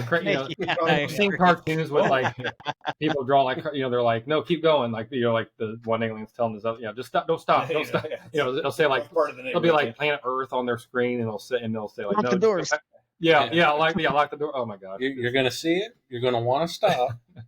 Just keep going. Just trust me. Right. Roll it. It's like driving down the road. And advertisement for the world's largest ball of yarn. Yeah. Like, do I stop? No, just keep going. Just keep Lee Harvey Oswald. Yep. It just came to me. Sorry. Sean already said it. Oh yeah, I did. You are middle-aged. You should be part of us. Join us. Speaking of, like, I gotta say it. Yeah, talking about like Bigfoot and aliens. So how it seems to be, I don't know, at least I know we haven't been podcasting that long, but it seems like it gets more popular to think that maybe Bigfoot is an alien-ish type character, creature. What do you think about that, Kevin? Like the cross between the two, Bigfoot and an alien, being an alien or some type of, what do they call it, interdimensional. Yeah, where he's not a full, he's not a, skin and bone and blood. He's just this alien type thing. What do you think? What's your opinion? I feel like that would probably be the best way to like describe like why we haven't found any like body or bones or anything like that, because he's hopping dimensions. But what I would say is he's still very physical. He just can travel between different timelines, Right. or she, or them, however you want to describe it. I'm not like settled on that, but that's kind of like where I kind of fall, especially after hearing some people's stories where they're like, it's right in front of me, and then it just disappears. You know what I mean? Yeah, I've been hearing that a lot lately too. People have been saying that like they weren't attacked or anything. It's just like it showed itself, and then it's like boom, gone. They're like, whoa, okay, maybe that's a good thing, but I'm like you. I don't know if I really buy into it fully, but it's not a bad idea. It's not a bad theory. Yeah, really. Yeah. Yeah. All of the things are in this realm. I'm not 100% sure of my theories on any of it, like shadow figures. Sometimes, like, I think that maybe it's just, them peering at from the past or maybe the future at us, and they see us the same way. Like, they see us as a shadow figure, and they're like, what's That's that? right. What's Yeah. that? But it also could just be a random spirit as well, just kind of hanging out, or a lot of people say that shadow figures come from, like, witchcraft, and that they're trying to, like, put, like, bad juju on you, and that's why you have these shadow figures. And then, the alien thing that, they're us, like Nate was saying, they're us from the future just coming back to, observe. Or there's also the one that they created us. Yeah. And they're, like, checking in on us. That they're technically God or whatever. And then there's a lot of stories with Bigfoot that's accompanied by a UFO. The Bigfoot sighting happens, and then they see a UFO, or vice versa. They see the UFO, and then they see Bigfoot. Okay. So it's really intriguing. Like, all these stories, like, one can point to another of all these theories. The only thing that I'm certain of is, out of all the things that I talk about on my podcast, is that, the government's not here to help us, and They're not going to give us answers. they're only out for themselves. So that's the only thing that I could say for sure. We are in agreement with that. Yeah. That's probably the one thing we're 100% on. Gosh. We also have decided that the Skinwalker Ranch is ground zero for all this stuff, right? I mean, we kind of looked into that, and we're fascinated by the Skinwalker Ranch and all the stories that come out of it. But it's like, maybe that is the thing that holds it all together or ties it all together. It makes, all the things we don't know that we don't know. They got everything. Come from it. Really does. They got Dogmen and Bigfoot, Aliens, interdimensional, ghosts, and Skinwalker, kid and caboodle. Yeah. a lady I work with, Kevin, at the church. She has not missed an episode of the Skinwalker Ranch series or whatever. I guess they've had a number of. I haven't seen one episode. She's like, she can't believe I haven't. I'm like, I just don't have time. She went to the guys from the show came here to Indy. They came in May and they had to cancel, and then in November they finally came back and they spoke. Gosh, I'm drawing a blank. It's called the Marat Temple. It's a place. They have shows, concerts, whatever. Anyway, the guys from Skinwalker Ranch came and her husband bought tickets for her, I think for her birthday or something. But anyway, surprised her, and he's really not into that stuff. But and I didn't tell you guys, they got to watch or listen to the guys talk about. That's cool. That's awesome. She said That's she's cool. like, she goes, it wasn't as great as she thought, just because she's seen. They just pretty much talked about what has already been on the show. She's like, but to see the guys and fun. Yeah, and so she's like, I doubt they'll. I think they're not going to do that much because they even realize, like, what we talked about on the show is the show. Yeah, it's the show. And if you're into it, now, but see, if I would have went, I would have been. I mean, I've listened to other podcasts talk about it, but I've not seen all the episodes. So yeah, it would have been a lot of it would have been new to me. So, but yeah, again, just to tell you, like, yeah, she's all in. She loves all the paranormal stuff. So anyway, yeah, Skinwalker Ranch, man, that'd be a heck of a place. I would love to go there.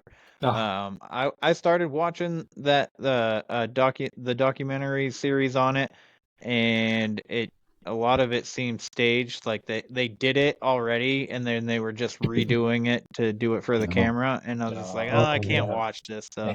Like, it doesn't sound organic to me, so I couldn't get into it. I don't like those shows that say, like, oh yeah, if we can't find something, we'll find something. And it's like, no, that's not what we want. We want real evidence. Or, well, and even at least if they did find something, they can't say, hey, ghost or Skinwalker, can you come back and read, right, exactly. So they have to reenact what they actually did find. True, yeah. That's a little better than, but right. I won't name the name. But I know who you're talking about. Yeah, seems to rhymes be with hack snaggins. Yeah, seems to be possessed every second time or every second. Yeah, hack snaggins. I think I've only watched, of all those shows, I think I've seen 2 or 3 episodes total of, like, Ghost Adventures, Ghost. What's another famous? It's Ghost Adventures, and I think that's exact bad Ghost Hunters is Ghost another one. Yeah.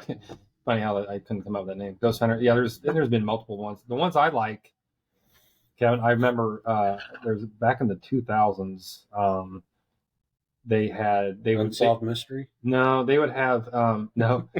Watch. I remember that one. No, they had shows like it ran for a couple of years. They would have like just your ordinary families, mom and dad and 2 or 3 kids, and they would go to really famous haunted locations, and they would be in the dark. And they'd have cameras though. They'd have infrared cameras or whatever. And they just have flashlights or whatever, and they were given like 4 or 5 hours to wander, and then they had cameras on themselves, and that was cool. I like that because it was real reactions. They weren't investigators. They weren't staging it. It was just Was that show where they had the camera like strapped to a vest on their body, and it was like the camera was out here in front of them? It faced them, kind of like the Wasn't that on MTV or something?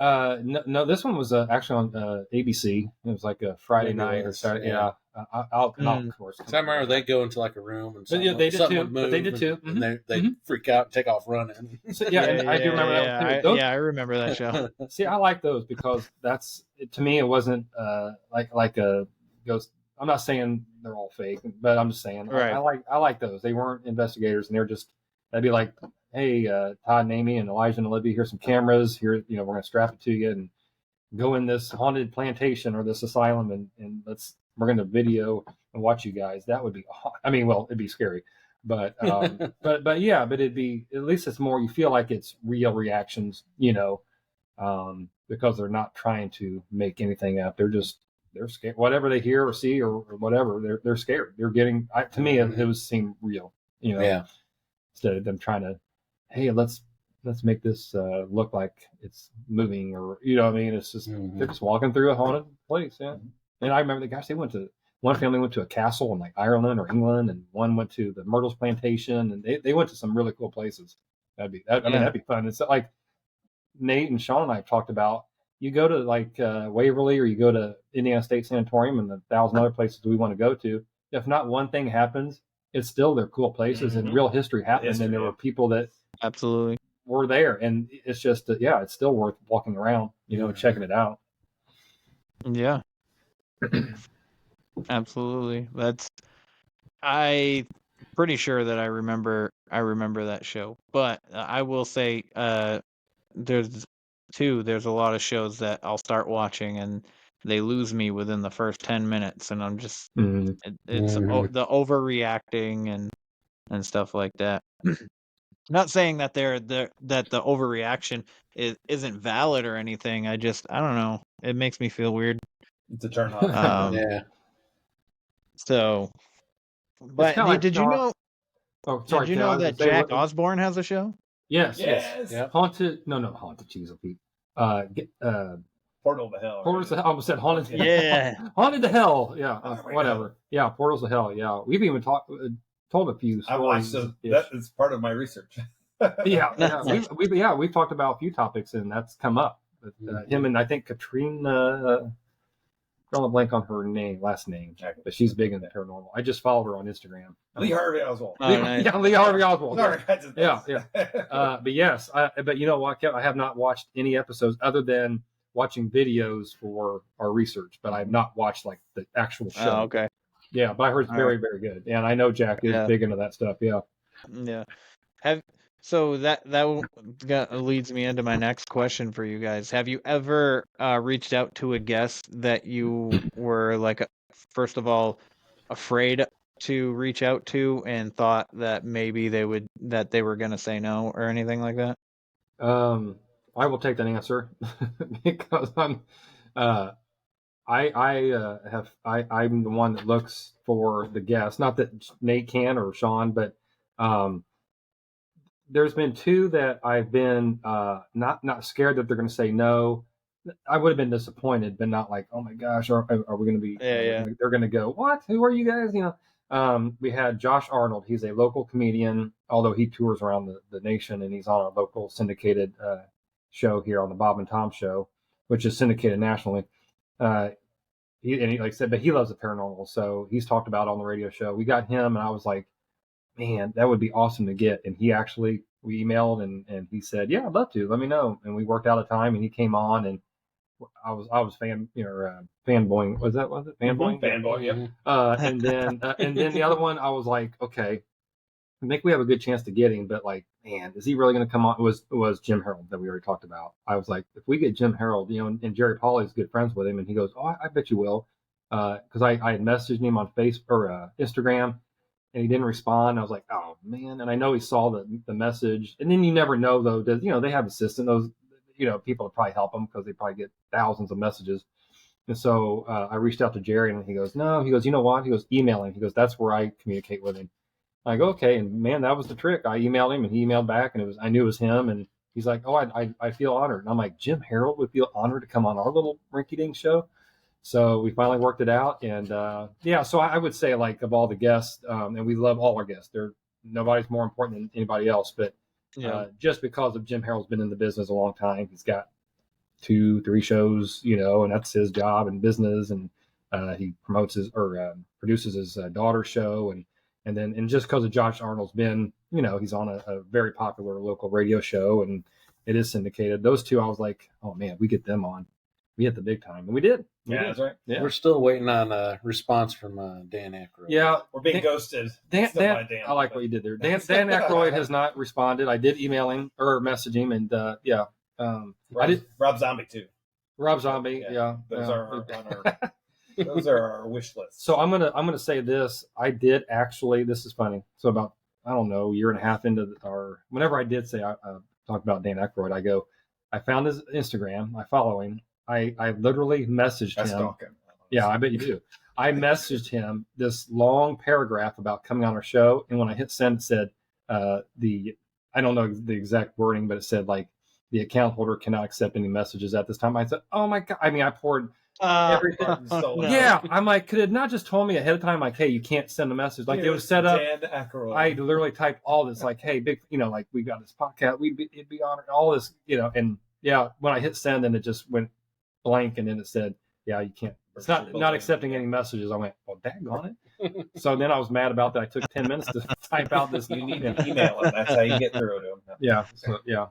So yeah. No, other than that, I don't know. What about you, Kevin? Like, do have you reached out to anybody that you're like, oh man, I hope they say yes, or that you were scared to even attempt to try to get on your show? Yeah. So there's been 3 people that I've reached out to that I was initially afraid to. I still haven't heard from any of them, and my deciding factor on each one of them to actually hit send was they're either gonna not see it, they'll either ignore it, or they'll say no. Like those are the worst possible things. Right. Like there's like it's not gonna bother or affect me. You know what I mean? So I did message Jack Osborne to come on the show. I wrote him a good paragraph. I also asked Macaulay Culkin to come on. And Tom DeLonge. Oh yeah, okay. From Blink-182. Yeah, nice. Can I? But sorry, I know it's your show and you're interviewing us, but I'm really interested. Macaulay Culkin. What I don't know because I know what's his name? Those aliens, Tom DeLonge, and of course Jack Osborne. But Macaulay Culkin. Is there like a special tie into the paranormal or conspiracies or whatever with him? Well, the reason why I wanted him on the show was his mental health battle. Gotcha. He had the addiction and stuff, and now he's like clean and sober. Just seeing him with his wife when they were doing the Star there and stuff, and how she was just like constantly comforting him and stuff. Like I don't know, it just something like compelled as I was watching that video. I was like, I should ask him to come on and just like talk about his him transitioning from being a child star really like to his through his life. So I mean he was a multimillionaire after just Home Alone. I mean if he didn't do any other movies, and he did, I know he did a few, but man, you're right, he that was a crazy life, especially at a young age. That Home Alone was the highest grossing live action comedy to up until 2017. Yeah, I heard that. Isn't that amazing? And he was like 8. Yeah. or whatever, or something like 8 or 9. Yeah. I was just interested. Yeah, now that makes sense. I didn't know if it was something, paranormal angle or mental health. I get it. I totally get it. Yeah. Yeah. Yeah.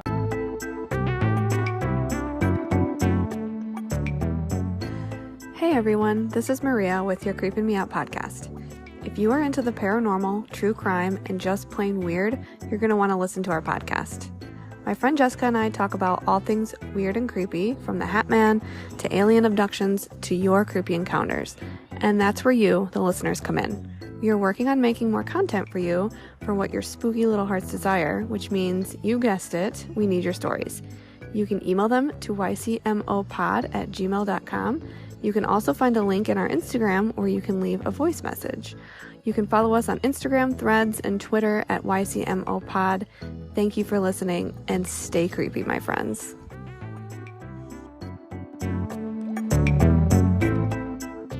I thought about Jack Osborne, though, reaching out to him, but I have not yet. Yeah. And then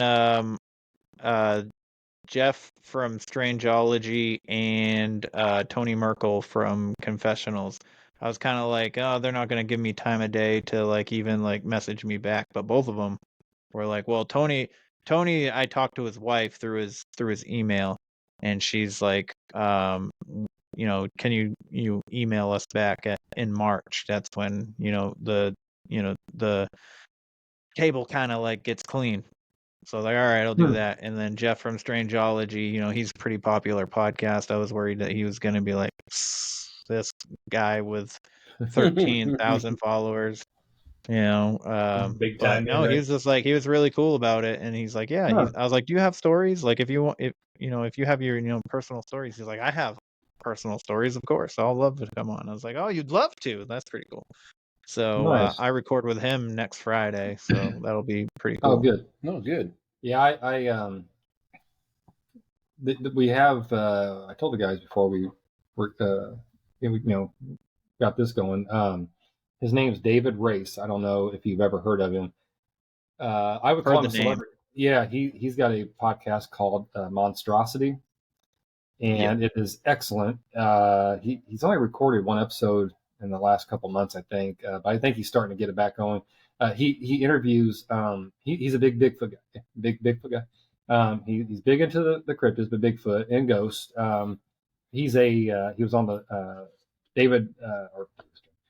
Howard Stern show as a intern.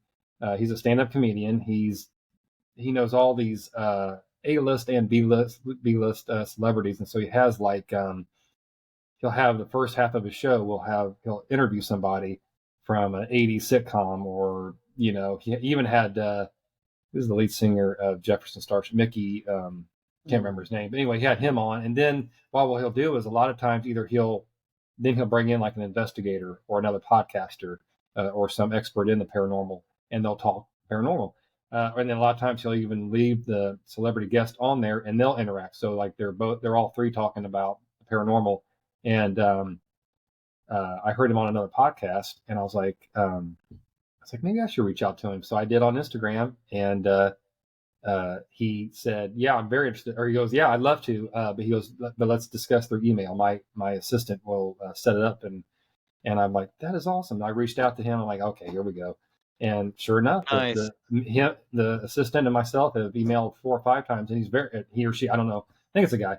It's been a while, but very nice. And and they're like, what time? Now I'm like, well, we can do Wednesdays at 8. Does that work? He's like, yeah. And he was like, let's get through the holidays. And he goes, January, February. So I said, actually, how about February? And so we got him on, I think the 7th or something, whatever that Wednesday is. So that would be another one. I was like, this is great, because he's talked to the actress in Species, Natasha Henstridge.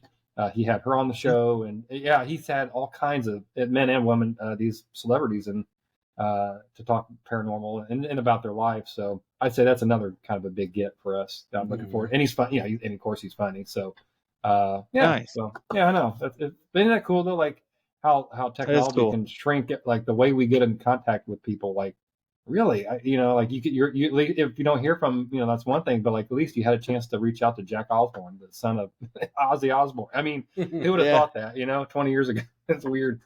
So, sorry, I just crackled our wire here. That is pretty cool. It is. But so Riverside's gonna shut me off at 2 hours, guys, and we're almost there. Oh man. Dang. Yeah, I know, right? It doesn't seem like it took that long, but here we are. So one question that I love asking everybody that I have on as like a closing question is, are you guys finding fulfillment in what you're doing? Absolutely. And are you talking about like podcasting or just like where with we're at the in our lives? podcast, with your life, with everything that you got going on? Gotcha. Ooh, you want me to go first? Well, yeah, whatever. With this podcast, absolutely. This has been a wonderful surprise to this part of my life, and so I'm thrilled, and I want it to keep evolving and keep, but I want to keep the fun alive. So yes, I would say raising children, I find that extremely rewarding. Keeping a marriage alive, it depends on the day and the phase of it, but no, that's rewarding as well. And keeping my career right now, I'm halfway through it. I'm going on my 21st year as an occupational therapist in the medical field, and I wonder some there are days where I really feel like I'm helping people, and other days I'm like, what am I doing? So I would say yes in most parts of my life, and after this last year, the crazy stuff I've had going on, I would say that I am happy, and I should every day I try to be grateful and have that attitude of gratitude, and keep moving forward, and just say thank you to the higher power, God, and Creator, because I'm lucky to be here. So, amen. So yes, Nate.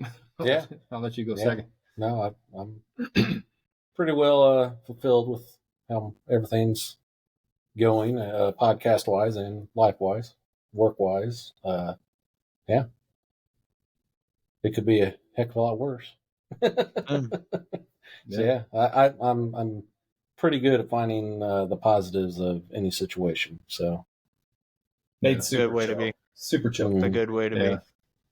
Yeah, I would say with the podcast, as long as Nate's here with me, it's all good. Are you still here, Shawn? I'm still here. I've gone on and off a couple times. Kevin, I literally, I'm all in on this podcast. I know the guys are. I have two good friends, whether we had this podcast or not. So that makes me feel good, along with all kinds of other friends and from all different, ways I've met them. I love my wife. I've got a great supportive wife and two wonderful kids. My dad's passed 20 years ago, but my mom's still alive. And, she's 78 and she does pretty good. She's had her health issues, but, I'm very blessed. I'll just say that I'm very blessed. I've got a job and house, cars, that's all good stuff, but it's the people that I have in my life. And even though I do struggle getting up in the mornings, once I get up, it's better.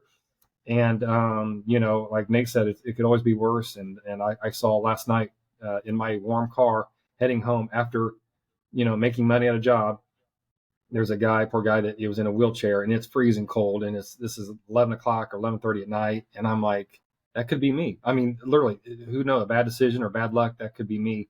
And this is, cars are trying to wait for him to cross the street. And that's just just one way I'm like, wow, like, look at me. I'm adjusting the heat in my car, just very, very lucky, very blessed. And everything's good. Even my struggles, my anxiety, depression, and all that, I'm still way too blessed to more than I deserve. I'll say that, way more than I deserve. Well, I will say that you deserve all the good things and the blessings that you have.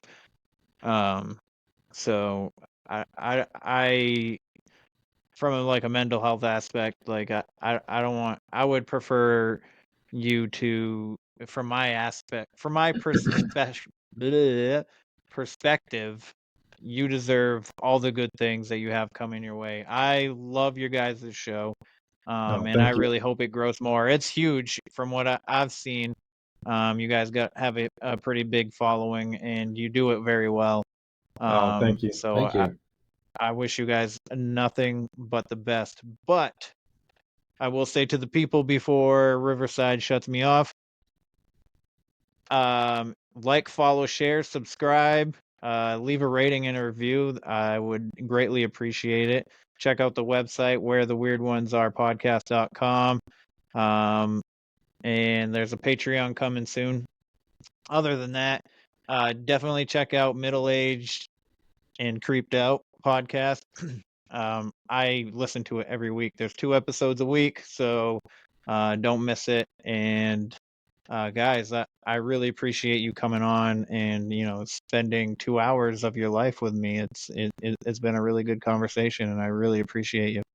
Oh, we appreciate you asking us. We love it. Yeah, we love your show too. Hope your show keeps getting bigger and bigger. We love it, and we recommend it to anybody. I'm like, hey, check out Kevin's show, Where the Weird Ones Are. So yeah, thank you, Kevin. Thank you. And time is the most important commodity on the planet besides love. So we appreciate you spending your time in love with us. Yeah, it was fun. It was a blast. Yes, I will agree. And with that, everybody, question everything and stay weird. This concludes our broadcast day. Click.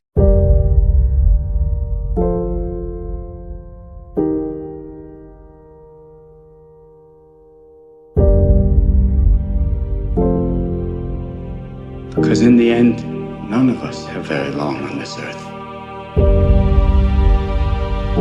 Life is fleeting. And if you're ever distressed, cast your eyes to the summer sky, when the stars are strung across the velvety night, and when a shooting star streaks through the blackness, turning night into day. Make a wish.